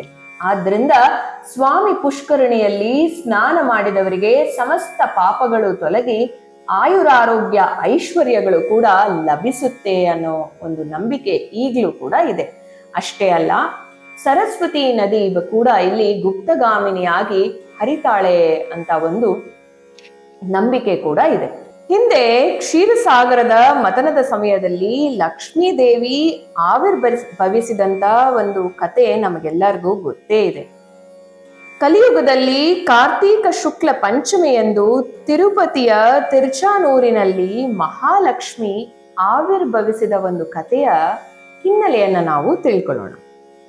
ಈ ಸಂಚಿಕೆಯಲ್ಲಿ ನಾವು ಷಡ್ಲಕ್ಷ್ಮಿ ಅಂತಂದ್ರೆ 6 ಲಕ್ಷ್ಮಿಯರು ಯಾರು ಅನ್ನೋದನ್ನ ನಾವು ತಿಳ್ಕೊಳ್ಳೋಣ. ಇದಕ್ಕೆ ಮುಂಚೆ ಹೇಳ್ಬೇಕಂತಂದ್ರೆ ಮೊದಲನೇ ಲಕ್ಷ್ಮಿ ಬಂದು ವೇದವತಿ ಅಥವಾ ವೇದಲಕ್ಷ್ಮಿ ಅಂತಾನೆ ನೀವು ಕರಿಬಹುದು. ತಿರುಮಲದಲ್ಲಿ ನಾಗಲಾಪುರ ಅನ್ನೋ ಒಂದು ಪ್ರದೇಶದಲ್ಲಿ ವೇದನಾರಾಯಣ ಸ್ವಾಮಿಯ ಒಂದು ಮಂದಿರದಲ್ಲಿ ವೇದನಾರಾಯಣ ಸ್ವಾಮಿ ಮಹಾವಿಷ್ಣು ಮತ್ಸ್ಯಾವತಾರದಲ್ಲೂ ಇರೋದ್ರಿಂದ ಮತ್ಸ್ಯ ಪೆರುಮಾಳ್ ಅಥವಾ ವೇದನಾರಾಯಣ ಪೆರುಮಾಳ್ ಅಂತಾನೂ ಕರೆಸ್ಕೊಳ್ತಾರೆ. ಆ ಒಂದು ಕ್ಷೇತ್ರದಲ್ಲಿ ಅಮ್ಮನವರು ಈ ವೇದವತಿ ಅನ್ನೋ ಒಂದು ಲಕ್ಷ್ಮಿ ಏನಿದ್ದಾರೆ ಅವರ ಒಂದು ಸಾನ್ನಿಧ್ಯ ಕೂಡ ಇದೆ. ಅಲ್ಲಿ ನೈಋತ್ಯ ದಿಕ್ಕಿನಲ್ಲಿ ಆ ದೇವಸ್ಥಾನದ ಒಂದು ಪ್ರಾಕಾರದಲ್ಲಿ ಈಗಲೂ ಕೂಡ ವೇದಲಕ್ಷ್ಮಿಯ ಒಂದು ವಿಗ್ರಹವನ್ನ ನೀವು ನೋಡಬಹುದಾಗಿದೆ. ಅದಕ್ಕೆ ಹಿನ್ನೆಲೆ ಏನು? ಯಾರು ಈ ವೇದಲಕ್ಷ್ಮಿ? ಮಹಾಲಕ್ಷ್ಮಿಯ ಇನ್ನೊಂದು ರೂಪವಾದಂತ ವೇದಲಕ್ಷ್ಮಿ ಯಾರು ಅನ್ನೋದನ್ನ ನಾವೀಗ ತಿಳ್ಕೊಳ್ಳೋಣ. ಇನ್ನು ತ್ರೇತಾಯುಗದಲ್ಲಿ ವೇದವತಿಯ ಒಂದು ಆವಿರ್ಭಾವವಾಗತ್ತೆ. ಈ ವೇದವತಿ ದಟ್ಟಾರಣ್ಯದಲ್ಲಿ ತಪಸ್ಸನ್ನ ಆಚರಿಸ್ತಿದ್ದಂತ, ವೇದಗಳ ಒಂದು ಪಾರಾಯಣವನ್ನ ಮಾಡ್ತಿದ್ದಂತ ಕುಶಧ್ವನ್ನ ಅನ್ನೋ ಮಹಾ ಋಷಿಯ ಮಗಳಾಗಿರ್ತಾಳೆ ವೇದವತಿ. ಇವಳಲ್ಲೂ ಕೂಡ ಲಕ್ಷ್ಮಿ ಅಂಶ ಇರುತ್ತೆ.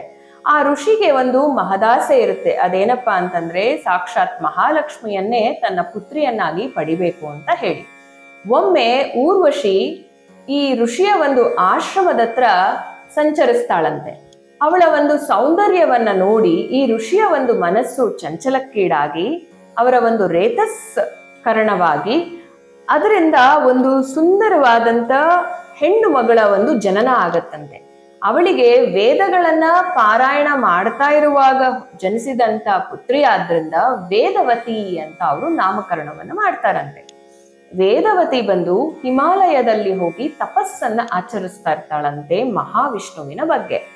ರಾವಣಾಸುರ ತನ್ನ ಪುಷ್ಪಕ ವಿಮಾನದಲ್ಲಿ ಸಂಚಾರ ಮಾಡುವಾಗ ಅವಳನ್ನ ನೋಡಿ ಮೋಹಿಸಿದಾಗ ಅವಳು ನಾನು ನಿನಗೆ ಸಿಗಲ್ಲ ಅಂತ ಹೇಳಿ ಅಗ್ನಿ ಪ್ರವೇಶವನ್ನ ಮಾಡ್ತಾಳಂತೆ. ಅದಾದ ನಂತರ ವೆಂಕಟೇಶ್ವರ ಸ್ವಾಮಿ ಲಕ್ಷ್ಮೀ ದೇವಿಗೆ ಪದ್ಮಾವತಿಯ ಒಂದು ಪೂರ್ವ ಚರಿತ್ರೆನ ಹೇಗೆ ಹೇಳ್ತಾರೆ ತಿರುಮಲದ ಒಂದು ಚಾರಿತ್ರ ಇತಿಹಾಸದಲ್ಲಿ ಅನ್ನೋದನ್ನ ತಿಳ್ಕೊಳ್ಳೋಣ. ಪೂರ್ವದಲ್ಲಿ ರಾಮಾವತಾರದಲ್ಲಿದ್ದಾಗ ಲಕ್ಷ್ಮೀ ದೇವಿ ಸೀತೆಯಾಗಿದ್ರು. ಅವರ ತಂದೆಯಾಜ್ಞೆಯ ಪ್ರಕಾರ ಲಕ್ಷ್ಮಣನನ್ನ ಕೂಡ್ಕೊಂಡು ಅವರು ಅರಣ್ಯವಾಸ ಮಾಡಿದ್ರು. ಅಲ್ಲಿ ಪರ್ಣಶಾಲೆಯಲ್ಲಿ ಅವರು ಸಂಸಾರ ಮಾಡ್ತಿದ್ದಾಗ ಮಾಯಾ ಜಿಂಕೆಯನ್ನ ಸೀತಾದೇವಿ ಆಸೆಪಟ್ಟು ಅದನ್ನ ಬೇಟೆ ಆಡ್ಲಿಕ್ಕೆ ಅಂತ ರಾಮ ಹೋಗಿ ಅವರಿಂದೇ ಲಕ್ಷ್ಮಣ ಹೋಗಿ ಮಾಯಾವೇಷದಲ್ಲಿ ರಾವಣಾಸುರ ಬಂದು ಸೀತೆಯನ್ನ ಅಪಹರಿಸುವಂತ ಒಂದು ಸಂದರ್ಭದಲ್ಲಿ ಅಗ್ನಿದೇವ ಏನ್ ಮಾಡ್ತಾರೆ, ಅವರು ತಮ್ಮಲ್ಲಿ ಸೀತಾದೇವಿಯನ್ನ ಅವರಲ್ಲಿಟ್ಕೊಂಡು ಅವರಲ್ಲಿ ಆಲ್ರೆಡಿ ದಗ್ಧವಾಗಿದ್ದಂತ ವೇದವತಿಯನ್ನ ಸೀತಾ ಅಂತ ಹೇಳಿ ರಾವಣಾಸುರನಿಗೆ ಒಪ್ಪಿಸ್ತಾರೆ. ರಾವಣ ಕೂಡ ಅವಳೇ ಸೀತೆ ಅಂತ ನಂಬಿಡ್ತಾನೆ. ಆ ವೇದವತಿಯನ್ನ ರಾವಣಾಸುರ ತುಂಬಾ ಹಿಂಸೆಗೆ ಒಳಪಡಿಸ್ತಾನೆ. ತನ್ನ ಒಂದು ಸಾಮ್ರಾಜ್ಯದಲ್ಲಿ. ಅದಾದ ನಂತರ ಕಪಿ ಸೈನ್ಯವನ್ನ ಒಟ್ಟುಗೂಡಿಸಿಕೊಂಡು ಸಮುದ್ರವನ್ನ ದಾಟಿ ಲಂಕೆ ಸೇರಿ ರಾವಣನನ್ನ ಸಂಹರಿಸಿ ಲೋಕೋಪವಾದ ಬರಬಾರ್ದು ಅಂತ ಹೇಳಿ ಸೀತೆಯನ್ನ ಮತ್ತೆ ಅಗ್ನಿ ಪ್ರವೇಶ ಮಾಡಬೇಕು ಅಂತ ರಾಮದೇವರು ಹೇಳಿದಾಗ, ಆಗ ಅಗ್ನಿಯಲ್ಲಿದ್ದಂತ ಲಕ್ಷ್ಮೀ ದೇವಿ ಸೀತಾಮಾತೆಯ ಒಂದು ರೂಪದಲ್ಲಿ ಆಚೆ ಬರ್ತಾರಂತೆ. ಅಷ್ಟೇ ಅಲ್ಲ, ಅವರ ಜೊತೆ ವೇದವತಿ ಕೂಡ ಬರ್ತಾಳಂತೆ. ಇದು ಶ್ರೀನಿವಾಸ ದೇವರಿಗೆ ತುಂಬಾ ಆಶ್ಚರ್ಯವಾಗತ್ತಂತೆ. ಅಗ್ನಿಹೋತ್ರ ಆಗ ನಿಜ ವೃತ್ತಾಂತವನ್ನ ತಿಳಿಸಿದಾಗ, ನನ್ನೊಡನೆ ಏನು ಹೇಳಿದೆ ಜ್ಞಾಪಿಸಿಕೋ ಅಂತ ಹೇಳಿ ಶ್ರೀನಿವಾಸ ದೇವರು ಲಕ್ಷ್ಮೀ ದೇವಿಯನ್ನ ಕೇಳ್ತಾರಂತೆ. ಆಗ ಲಕ್ಷ್ಮೀ ದೇವಿ ಸೀತಾಮಾತೆಯ ರೂಪದಲ್ಲಿ ಹೀಗೆ ಹೇಳಿರ್ತಾರಂತೆ, ನಾಥ, ಈ ವೇದವತಿ ನನಗಾಗಿ ರಾವಣಾಸುರನ ಹತ್ತಿರ ಕಷ್ಟಗಳನ್ನು ಅನುಭವಿಸಿ ನನಗೆ ಸಹಾಯ ಮಾಡಿದಾಳೆ. ಆದ್ರಿಂದ ಈಕೆಯನ್ನು ಸಹ ತಪ್ಪದೆ ವಿವಾಹ ಮಾಡಿಕೊಳ್ಳಿ ಅಂತ ಹೇಳಿ ನನ್ನನ್ನು ನಿರ್ಬಂಧಿಸಿದ್ದೆ ಅಲ್ಲ. ಆಗ ನಾನು ನಿನ್ನೊಡನೆ, ಅಂದ್ರೆ ಶ್ರೀನಿವಾಸ ದೇವರು ರಾಮ ಅವತಾರದಲ್ಲಿರುವಾಗ ಸೀತೆಗೆ ಹೀಗೆ ಹೇಳ್ತಾರಂತೆ, ನಾನು ಈ ಜನ್ಮದಲ್ಲಿ ಏಕಪತ್ನಿ ವ್ರತಸ್ಥ, ಕಲಿಯುಗದಲ್ಲಿ ಈಕೆಯನ್ನು ವಿವಾಹವಾಗುವೆ ಎಂದು ನಿನಗೆ ಹೇಳಿ ನಿನ್ನನ್ನು ತೃಪ್ತಿಪಡಿಸಿದನಲ್ಲ. ಆಗಿನ ವೇದವತಿಯೇ ಈಗ ಪದ್ಮಾವತಿಯಾಗಿ ಅವತಾರ ಮಾಡಿರ್ತಾಳೆ. ಈಗ ನಿನಗೆ ಈ ವೃತ್ತಾಂತವೆಲ್ಲ ಸ್ಪಷ್ಟವಾಯಿತೇ ಅಂತ ಹೇಳಿ ಶ್ರೀನಿವಾಸ ದೇವರು ಲಕ್ಷ್ಮಿಗೆ ಸಮಾಧಾನ ಪಡಿಸ್ತಾರಂತೆ. ಅದೇ ತರ ಆ ಮಾತನ್ನು ತಪ್ಪದೆ ನನ್ನ ಧರ್ಮವನ್ನು ನಾನು ಪಾಲಿಸಿದೆ ಅಂತ ಹೇಳಿ ಇನ್ನು ತಪ್ಪು ಯಾರದೋ ಯೋಚಿಸು ಅಂತ ಹೇಳ್ತಾ ಶ್ರೀನಿವಾಸ ದೇವರು ಪದ್ಮಾವತಿಯ ಒಡನೆ ವಿವಾಹವನ್ನ ಆಗ್ತಾರಂತೆ. ಇದೆಲ್ಲ ಲಕ್ಷ್ಮೀ ದೇವಿಗೆ ದಿವ್ಯ ದೃಷ್ಟಿಯಿಂದ ತಿಳಿಯುತ್ತಂತೆ. ಈಗ ಹೇಳಿ, ವೇದವತಿನೇ ಪದ್ಮಾವತಿ ಆಗಿದ್ರೆ ವೇದವತಿಯಲ್ಲಿರುವಂತ ಲಕ್ಷ್ಮಿ ಅಂಶ ಕೂಡ ಆ ಮಹಾಲಕ್ಷ್ಮಿದೆ ಅಲ್ವೇ? ಇನ್ನು ವೇದಲಕ್ಷ್ಮೀ ದೇವಿ ಕಲಿಯುಗದಲ್ಲಿ ಶ್ರೀ ಮಹಾವಿಷ್ಣುವನ್ನ ವರಿಸಬೇಕು ಅಂತಾನೆ ಕಾತುರದಿಂದ ಇದ್ದಾರೆ. ಈಗಲೂ ಸಹ ಈ ದೇವಿಯ ಒಂದು ವಿಗ್ರಹವನ್ನ ವೇದನಾರಾಯಣ ಸ್ವಾಮಿಯ ಆಲಯದಲ್ಲಿ ನೀವು ನೋಡಬಹುದು. ಇನ್ನು ಎರಡನೇ ಲಕ್ಷ್ಮಿ ಶ್ರೀವತ್ಸ ಲಕ್ಷ್ಮಿ. ವಿಷ್ಣುವಿನ ವಕ್ಷಸ್ಥಳದ ಭಾಗದಲ್ಲಿ ಒಂದು ಮಚ್ಚೆಯ ಆಕಾರದಲ್ಲಿ ಈ ದೇವಿ ನೆಲೆಸಿರ್ತಾರಂತೆ.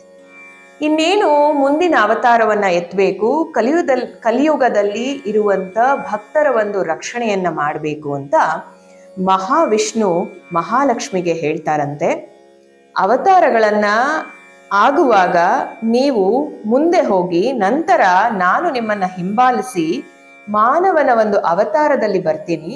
ನಾನು ನಿಮ್ಮನ್ನ ಯಾವಾಗ ನೋಡ್ತೀನಿ ಆಗ ನನಗೆ ನನ್ನ ಶಕ್ತಿಯ ಒಂದು ಅರಿವಾಗತ್ತೆ ಅಂತ ಮಹಾಲಕ್ಷ್ಮಿಗೆ ಅವರು ಹೇಳ್ತಾರಂತೆ. ಆದ್ರೆ ಮಹಾಲಕ್ಷ್ಮಿ ಅದಕ್ಕೆ ಒಪ್ಪೋದಿಲ್ವಂತೆ. ಗಂಡನನ್ನ ಬಿಟ್ಟು ಹೇಗೆ ಹೋಗೋದು ಅಂತ ಹೇಳಿ ಅವ್ರು ಹೇಳ್ತಾರಂತೆ, ಎಲ್ಲಾ ಅವತಾರಗಳನ್ನ ಮಾಡುವಾಗ್ಲೂ ಮುಂದೆ ನೀವು ಹೋಗಿ ಭೂಲೋಕದಲ್ಲಿ ಅವತಾರವನ್ನ ಎತ್ತಾ ಇದ್ರಿ, ನಂತರ ನಾನು ಹುಟ್ಟಿ ಬಂದು ನಿಮಗೆ ವಿವಾಹವಾಗಿ ನಾವು ನಂತರ ವೈಕುಂಠಕ್ಕೆ ಬರುವಂತ ವಾಡಿಕೆಯಾಗಿದೆ ಅಂತ ಹೇಳಿ ಅವರು ಇನ್ನೇನು ಸಂಭಾಷಣೆಯನ್ನ ಮಾಡ್ತಾ ಇರುವಾಗ ಮಹಾವಿಷ್ಣು ಒಂದು ಲೀಲೆಯನ್ನು ಮಾಡ್ತಾರಂತೆ. ಭೃಗು ಮಹರ್ಷಿ ಅಲ್ಲಿಗೆ ಬರ್ತಾರಂತೆ. ಬಂದು ಅವರನ್ನ ಸರಿಯಾಗಿ ಸ್ವಾಗತ ಮಾಡದೆ ಒಂದು ಲೀಲೆಯನ್ನ ಸೃಷ್ಟಿ ಮಾಡ್ತಾರಂತೆ. ಅವರು ಕೋಪಗೊಂಡಂತ ತಮೋಗುಣ ಭರಿತರಾಗಿ ಭೃಗು ಮಹರ್ಷಿಗಳು ತಮ್ಮ ಕಾಲಿನಿಂದ ಮಹಾವಿಷ್ಣುವಿನ ವಕ್ಷಸ್ಥಳಕ್ಕೆ ಒದ್ಬಿಡ್ತಾರಂತೆ. ಆ ತರ ಒದ್ರೂ ಕೂಡ ಮಹಾವಿಷ್ಣು ಭೃಗು ಮಹರ್ಷಿಗೆ ಸ್ವಾಗತವನ್ನ ಬಯಸಿ ಅವರ ಕಾಲನ್ನ ಮುಟ್ಟಿ ನಮಸ್ಕಾರ ಮಾಡೋದನ್ನ ನೋಡಿದಂತ ಮಹಾಲಕ್ಷ್ಮಿಗೆ ತುಂಬಾನೇ ಕೋಪ ಬರುತ್ತಂತೆ. ವಕ್ಷಸ್ಥಳದಲ್ಲಿ ನಾನಿದ್ದೇನೆ, ನನ್ನನ್ನ ಅವರು ಒದ್ದಿದ್ದಾರೆ, ನನಗೆ ತುಂಬಾ ಕೋಪ ಬಂದಿದೆ, ಆದ್ರೂ ನೀವು ಅವರನ್ನ ಏನೂ ಮಾಡಿಲ್ಲ, ಅವ್ರಿಗೆ ನೀವು ಸೇವೆ ಶುಶ್ರೂಷೆಗಳನ್ನ ಮಾಡ್ತಿದ್ದೀರಾ, ನಾನು ಹೊರಡ್ತೀನಿ ಅಂತ ಹೇಳ್ಬಿಟ್ಟು ಅವರು ಮಹಾವಿಷ್ಣುವಿನ ಕಡೆಗೆ ನೋಡ್ತಾರಂತೆ.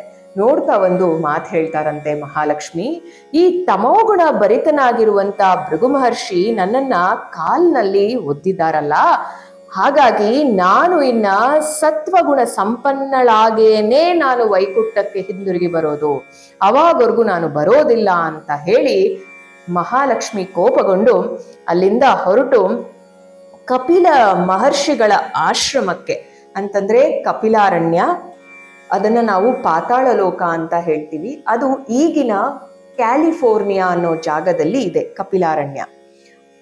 ಆಗ ಅದು ಕಪಿಲಾರಣ್ಯ ಮತ್ತೆ ಕಪಿಲ ಮಹರ್ಷಿಗಳ ಆಶ್ರಮವಾಗಿತ್ತು. ಅಲ್ಲಿ ಹೋಗಿ ತಪಸ್ಸಿಗೆ ಕುಳಿತು ಬಿಡ್ತಾರಂತೆ ಮಹಾಲಕ್ಷ್ಮಿ. ಈ ಲಕ್ಷ್ಮಿಯ ಹೆಸರು ಶ್ರೀವತ್ಸ ಲಕ್ಷ್ಮಿ, ಮರಿಬೇಡಿ. ಆ ಸ್ಥಳ ಈಗಿನ ಕ್ಯಾಲಿಫೋರ್ನಿಯಾ ಪ್ರದೇಶದಲ್ಲಿ ಈಗಲೂ ಕೂಡ ಆಶ್ ಹಿಲ್ಸ್ ಅಂತ ನೋಡ್ಬೋದಂತೆ. ಮತ್ತೆ ಗಂಗಾ ನದಿ ಬಂದು ಅಲ್ಲೂ ಕೂಡ ಸ್ವಲ್ಪ ಹರಿದಿದೆ ಅಂತ ಹೇಳಿ ಎಷ್ಟೊಂದು ಜನ ನಮ್ಮ ಭಾರತೀಯರು ಕ್ಯಾಲಿಫೋರ್ನಿಯಾ ಕಡೆಗೆ ಆಕರ್ಷಣೆ ಆಗ್ತಾ ಇರೋದು ಕೂಡ ಇದು ಒಂದು ಸಾಕ್ಷಿಭೂತವಾಗಿದೆ. ಮಹಾಲಕ್ಷ್ಮಿ ಬಂದು ಬರೇ ಭಾರತಕ್ಕೆ ಸೀಮಿತ ಅಲ್ಲ, ಇಡೀ ಬ್ರಹ್ಮಾಂಡದ ನಾಯಕಿ ಮಹಾಲಕ್ಷ್ಮಿ. ಆ ಒಂದು ನಿಟ್ಟಿನಲ್ಲಿ ನೀವು ಇದನ್ನ ಕಥೆನ ಆಲಿಸೋದಾದ್ರೆ ನಿಮಗೆ ಇದರ ಒಂದು ಅರಿವು ಆಗತ್ತೆ. ಅಗಸ್ತ್ಯರು ಮತ್ತೆ ಇತರ ಋಷಿಗಳು ಬಂದು ಪಾತಾಳ ಲೋಕದಲ್ಲಿ ತಪಸ್ಸನ್ನ ಆಚರಣೆ ಮಾಡ್ತಿದ್ದಂತ ಶ್ರೀವತ್ಸ ಲಕ್ಷ್ಮಿಯನ್ನ ಬೇಡ್ಕೊಳ್ತಾರಂತೆ. ಅಮ್ಮ, ನೀವು ನಮ್ಮ ಜನಾಂಗಕ್ಕೆ ಉಪಕಾರವಾಗೋ ತರ ನೀವು ನಮಗೆ ಇಲ್ಲಿಂದ ಹೊರಗಡೆ ಬಂದು ಒಂದು ಕ್ಷೇತ್ರದಲ್ಲಿ ನೀವು ನೆಲೆಸಬೇಕು. ಭೂಮಿಯ ಮೇಲೆ ಒಂದು ಪದ್ಮಾವತಿ ಪುರ ಅಂತ ಇದೆ. ಆ ಪುರದಲ್ಲಿ ಸತೀದೇವಿಯ ನೇತ್ರಗಳು ಬಿದ್ದಂತ ಜಾಗ, ಅದು ಕೂಡ ಒಂದು ಶಕ್ತಿಪೀಠ. ಅಲ್ಲಿ ಬ್ರಹ್ಮನ ಮಾನಸಪುತ್ರರಾದಂಥ ಗಯ, ಲವಣಾಸುರ ಮತ್ತೆ ಕೊಲ್ಲಾಸುರ ಅನ್ನೋ ಒಬ್ಬರ ರಾಕ್ಷಸರ ಜನ್ಮವಾಗಿತ್ತು. ಗಯ ಮತ್ತೆ ಲವಣಾಸುರನನ್ನ ಮಹಾವಿಷ್ಣು ಸಂಹಾರ ಮಾಡಿದ್ದಾರೆ. ಆದ್ರೆ ಕೊಲ್ಲಾಸುರ ಒಂದು ತಪಸ್ಸನ್ನ ಆಚರಣೆ ಮಾಡಿ ಒಂದು ವರವನ್ನ ಪಡ್ಕೊಂಡಿದ್ದಾನೆ. ಅವನನ್ನ ಸಂಹಾರ ಮಾಡಿ ಭಕ್ತರನ್ನ ರಕ್ಷಣೆಯನ್ನ ಮಾಡುವಂತ ಒಂದು ಕರ್ತವ್ಯ ನಿಮ್ಮದಾಗಿದೆ ತಾಯಿ ಅಂತ ಅವರು ಮನವಿಯನ್ನ ಮಾಡ್ತಾರಂತೆ ಮಹಾಲಕ್ಷ್ಮಿಗೆ. ಹಾಗಾಗಿ ಮಹಾಲಕ್ಷ್ಮಿ ಅದಕ್ಕೆ ಒಪ್ಪಿಕೊಂಡು ಬರ್ತಾರಂತೆ ಪದ್ಮಾವತಿಪುರಕ್ಕೆ. ಬಂದು ಕೊಲ್ಲಾಸುರ ಹಾಗೆ ಅವರ ಮಗ ಕರವೀರ ಅನ್ನೋನ ಸಂಹಾರವನ್ನ ಮಾಡ್ತಾರಂತೆ. ಸಂಹಾರ ಮಾಡಿದಾದ್ಮೇಲೆ ಕೊಲ್ಲಾಸುರ ಮತ್ತೆ ಕರವೀರ ಬಂದು ಆ ತಾಯಿ ಹತ್ರ ಪ್ರಾರ್ಥನೆ ಮಾಡ್ತಾರಂತೆ, ನೀವು ನಮಗೆ ಒಂದು ವರ ಕೊಡಿ, ನೀವು ನಮ್ಮನ್ನ ಇಲ್ಲಿ ಸಂಹಾರ ಮಾಡಿದ್ದೀರಾ, ನೀವು ಸಾಕ್ಷಾತ್ ಮಹಾಲಕ್ಷ್ಮಿ ಆಗಿರೋದ್ರಿಂದ ನೀವು ಈ ಊರಿನಲ್ಲೇ ನೆಲೆಸ್ಬೇಕು, ನೆಲೆಸಿ ನಮ್ಮ ಹೆಸರಿನ ಮೇಲೇನೆ ಈ ಊರು ಇರಬೇಕು, ಜನಗಳು ನಮ್ಮನ್ನ ಮರಿಬಾರ್ದು ಅಂತ ಹೇಳಿ ಅವರು ವರವನ್ನ ಕೇಳ್ಕೊಳ್ತಾರಂತೆ ಮಹಾಲಕ್ಷ್ಮಿಗೆ. ಎಷ್ಟೇ ಆದ್ರೇನು ಅವರು ವಾತ್ಸಲ್ಯ ಭರಿತ ಹೃದಯ ಇರುವಂತವ್ರು ಆ ಮಹಾಲಕ್ಷ್ಮಿ ತಾಯಿ. ಹಾಗಾಗಿ ಅವರು ಸರಿ ಅಂತ ಹೇಳಿ ಕೊಲ್ಲಾಪುರ ಅನ್ನೋ ಒಂದು ಜಾಗದಲ್ಲಿ, ಈಗಿನಲ್ಲೂ ಕೂಡ ಕೊಲ್ಲಾಪುರ ಅಂತಾನೆ ಹೇಳ್ತಾರೆ, ಅದಕ್ಕೆ ಅಲ್ಲಿ ಬಂದ್ಬಿಟ್ಟು ವೀರಲಕ್ಷ್ಮಿಯಾಗಿ ಆಯುಧಗಳನ್ನ ಹಿಡ್ಕೊಂಡು ಈಗಲೂ ಕೂಡ ಒಂದು ರಾಜ ಮರ್ಯಾದೆ ಗಾಂಭೀರ್ಯತನದಲ್ಲಿ ಅಲ್ಲಿ ಸೇವೆಗಳು ಅಮ್ಮನವ್ರಿಗೆ ನಡೀತಾ ಇದೆ. ಮತ್ತೆ ಅಷ್ಟೇ ಅಲ್ಲ, ಕೊಲ್ಲಾಪುರದ ದೇವಸ್ಥಾನ ನಿರ್ಮಾಣ ಹೇಗಾಯ್ತು ಅಂತಂದ್ರೆ, ಇನ್ನು ಕೊಲ್ಲಾಪುರದ ದೇವಸ್ಥಾನದ ನಿರ್ಮಾಣವನ್ನ ಮಣಿದ್ವೀಪದ ಹಾಗೆ ಮಾಡಿದಂತ ಒಂದು ಜಾಣ್ಮೆ ದೇವಶಿಲ್ಪಿ ವಿಶ್ವಕರ್ಮ ಅವರದು. ಅವರೇ ಈ ದೇವಸ್ಥಾನವನ್ನ ಮಣಿದ್ವೀಪದ ಒಂದು ಶೈಲಿಯಲ್ಲಿ ನಿರ್ಮಾಣ ಮಾಡಿದ್ದಾರೆ. ಅತಿರೇಕವಾದಂಥ ಶಕ್ತಿ ಸ್ಥಳವಾಗಿದ್ದು ಸಾಕ್ಷಾತ್ ಮಹಾಲಕ್ಷ್ಮಿ ನೆಲೆಸಿರುವಂತ ಕ್ಷೇತ್ರ ಕೊಲ್ಲಾಪುರ ಕ್ಷೇತ್ರ. ಈ ಕ್ಷೇತ್ರದ ಮಹಿಮೆ ತುಂಬಾನೇ ಅಪಾರ ಅಂತ ಹೇಳ್ಬೋದು. ಇದು ಲಕ್ಷ್ಮಿಯ 3ನೇ ಅವತಾರ, ಅದೇ ಮಹಾಲಕ್ಷ್ಮಿ, ಕೊಲ್ಲಾಪುರ ಮಹಾಲಕ್ಷ್ಮಿ. ಇನ್ನು ವೈಕುಂಠದಿಂದ ಬಂದಂತ ಮಹಾಲಕ್ಷ್ಮಿ ಆ ವೈಕುಂಠದಲ್ಲೆಲ್ಲ ಈಗ ಕಲಾಹೀನವಾಗಿ ಮಹಾವಿಷ್ಣುಗೆ ಕೂಡ ಆತಂಕ ಬರಕ್ಕೆ ಸ್ಟಾರ್ಟ್ ಆಯ್ತಂತೆ. ಅದಾದ ನಂತರ ಅವ್ರೇನ್ ಮಾಡ್ತಾರೆ, ಮಾನವನ ಒಂದು ರೂಪ ಧರಿಸಿ ಅವರು ಭೂಲೋಕಕ್ಕೆ ಬರ್ತಾರಂತೆ. ಅಷ್ಟರಲ್ಲೇ ವೇದಲಕ್ಷ್ಮಿಯ ಒಂದು ಅಂಶದಲ್ಲಿ ಇದ್ದಂತ ಲಕ್ಷ್ಮಿ ಅವರು ಆಕಾಶರಾಜನ ಮಗಳಾಗಿ ಪದ್ಮಾವತಿಯಾಗಿ ಅವ್ರಿಗೆ ದೊರಕ್ತಾರಂತೆ. ಪದ್ಮಾವತಿ ಅನ್ನೋ ಹೆಸರು ಈ ಲಕ್ಷ್ಮಿಗೆ ಯಾಕೆ ಬಂತು ಅಂತಂದ್ರೆ, ಅವರು ಭೂಮಿಯನ್ನ ಅಗೆಯುವಾಗ ಕಮಲದ ಹೂಗಳ ನಡುವೆಯಲ್ಲಿದ್ದಂತ ಈ ಬಾಲಕಿ ಪುಟ್ಟು ಪಾಪು ಏನಿತ್ತು, ಮಗಳೇನಿದ್ಲು, ಅವಳನ್ನ ನೋಡಿ ಅವರಿಗೆ ಅವರು ಪದ್ಮಾವತಿ ಅನ್ನೋ ಒಂದು ನಾಮಕರಣವನ್ನ ಮಾಡಿದ್ರಂತೆ. ಅದಾದ ನಂತರ ನಿಮ್ಗೆಲ್ಲ ಗೊತ್ತೇ ಇದೆ, ಅವರು ಬಂದು ಶ್ರೀನಿವಾಸ ದೇವರು ಭೂಮಿಗೆ ಬಂದು ಮಾನವ ಅವತಾರದಲ್ಲಿ ಅವರಿಗೆ ಅವರ ತಮ್ಮ ಶಕ್ತಿಗಳನ್ನೆಲ್ಲ ಅವರು ಕಳ್ಕೊಂಡಿದ್ರು. ಸೊ ಮಾನವರು ಹೇಗೆ ನಡ್ಕೊಳ್ತಾರೋ ಅದೇ ರೀತಿ ಶ್ರೀನಿವಾಸ ದೇವರು ನಡ್ಕೊಳ್ತಾ ಇದ್ರು. ಅದಾದ್ಮೇಲೆ ಪದ್ಮಾವತಿಗೆ ಮತ್ತೆ ಶ್ರೀನಿವಾಸ ದೇವರಿಗೆ ವಿವಾಹವಾಗತ್ತೆ ವಿಜೃಂಭಣೆಯಿಂದ. ಅದಕ್ಕೆ ಸಾಲ ಕೂಡ ಕುಬೇರ ಕೊಡ್ತಾನೆ. ಆ ಕುಬೇರನ ಒಂದು ಸಾಲ ಪಡ್ಕೊಳ್ಳೋದಕ್ಕೆ ಕಾರಣ ಏನಪ್ಪಾ ಅಂತಂದ್ರೆ, ಮಹಾಲಕ್ಷ್ಮಿ ಶ್ರೀ ವಿಷ್ಣುವಿನ ಜೊತೆಯಲ್ಲಿಲ್ಲ, ಮಹಾಲಕ್ಷ್ಮಿಯ ಅಂಶದವಳಾದಂತ ವೇದಲಕ್ಷ್ಮಿಯೇ ಪದ್ಮಾವತಿಯಾಗಿ ಇವರನ್ನ ಕಲಿಯುಗದಲ್ಲಿ ಮದುವೆ ಆಗ್ತೀನಿ ಅಂತ ಹೇಳಿ ವಿವಾಹವಾಗಿದ್ರಿಂದ ಅವರು ಸಾಲವನ್ನ ಕುಬೇರನಿಂದ ಪಡಿಬೇಕಾಯ್ತು. ಇದಾದ ನಂತರ ಕೊಲ್ಲಾಪುರದಲ್ಲೇನೆ ಮಹಾಲಕ್ಷ್ಮಿ ನೆಲೆಸ್ಬಿಟ್ಟಿದ್ದಾರೆ. ಹಾಗಾಗಿ ಇವರು ಸಾಲವನ್ನ ಪಡೆದುಕೊಂಡು ಮದುವೆ ಆದ್ರು. ಇದು ಸ್ವಲ್ಪ ಕಾಲದ ನಂತರ ಮಹಾವಿಷ್ಣುಗೆ ಮಹಾಲಕ್ಷ್ಮಿಯ ಒಂದು ನೆನಪಾಗಿ ಪದ್ಮಾವತಿ ದೇವಿಗೆ ಹೇಳ್ತಾರಂತೆ, ನೀನು ಬಕುಳ ಮಾತಾ ಆಶ್ರಮದಲ್ಲಿ ಸ್ವಲ್ಪ ದಿವಸ ಇರು, ನಾನು ಕೊಲ್ಲಾಪುರಕ್ಕೆ ಹೋಗಿ ಲಕ್ಷ್ಮಿಯನ್ನ ಬೇಟೆಯಾಗಿ ಬರ್ತೀನಿ ಅಂತ ಹೇಳಿ ಅವರು ಕೊಲ್ಲಾಪುರಕ್ಕೆ ಹೋದಾಗ ವಿಜೃಂಭಣೆಯಿಂದ ಇರುವಂತ ಆ ದೇವಾಲಯವನ್ನ ನೋಡ್ತಾರಂತೆ. ಮಣಿದ್ವೀಪದ ಆಕಾರದಲ್ಲಿರುವಂತ ದೇವಾಲಯ. ಅಷ್ಟೇ ಅಲ್ಲ, ಆ ಎಲ್ಲ ಒಂದು ದೇವತೆಗಳು ಏನು ಬಂದು ಅಲ್ಲಿ ಆರಾಧನೆಯನ್ನ ಮಾಡ್ತಿದ್ದಾರೆ ಮಹಾಲಕ್ಷ್ಮಿಗೆ, ಅದನ್ನ ಕೂಡ ನೋಡ್ತಾ ಇದ್ದಾರಂತೆ.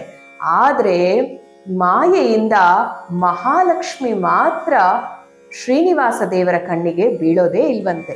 ಇನ್ನು ಶ್ರೀನಿವಾಸ ದೇವರು ಮಹಾಲಕ್ಷ್ಮಿಯನ್ನ ಕಾಣದೆ ಕಂಗಾಲಾಗಿ ಪದ್ಮಕುಂಡ, ಪಂಚಗಂಗಾ, ರುದ್ರಪ್ರಯಾಗ ಅನ್ನೋ ಮಹತ್ತರವಾದಂತ ಜಾಗಗಳಲ್ಲಿ ಶುದ್ಧ ಸ್ನಾನವನ್ನ ಮಾಡಿ 10 ಸಂವತ್ಸರಗಳ ಕಾಲ ತಪಸ್ಸನ್ನ ಆಚರಣೆ ಮಾಡಿ ಹೆಂಡತಿಯ ಒಂದು ಮನಸ್ಸನ್ನ ಒಲಿಸಿಕೊಳ್ಳುವಂತ ಪ್ರಯತ್ನವನ್ನ ಮಾಡ್ತಾರಂತೆ. ಇಷ್ಟೆಲ್ಲಾ ಮಾಡಿದ್ರೂ ಕೂಡ ಮಹಾಲಕ್ಷ್ಮಿ ತಾಯಿ ಪ್ರಸನ್ನಳು ಆಗಲಿಲ್ವಂತೆ. ಆಗ ಆಕಾಶವಾಣಿ ಬರುತ್ತಂತೆ ಶ್ರೀನಿವಾಸ ದೇವರಿಗೆ, ಈ ಕ್ಷೇತ್ರದಲ್ಲಿ ಮಹಾಲಕ್ಷ್ಮಿ ಅಸುರರನ್ನ ವಧಿಸೋದಕ್ಕೋಸ್ಕರ ರಜೋಗುಣ ಸಂಪನ್ನಳಾಗಿ ಗದಾಯುಧಗಳಿಂದ ಸಿಂಹವಾಹಿನಿಯಾಗಿ ಇದ್ದಾರೆ. ಆದ್ರೆ ಅವರು ವೈಕುಂಠದಲ್ಲಿ ಶಪಥ ಏನ್ ಮಾಡಿದ್ರು, ನಾನು ಶುದ್ಧ ಸತ್ವ ರೂಪದಲ್ಲಿ ಮಾತ್ರ ವೈಕುಂಠಕ್ಕೆ ಹಿಂದಿರುಗ್ತೀನಿ ಅಂತ ಹೇಳಿ.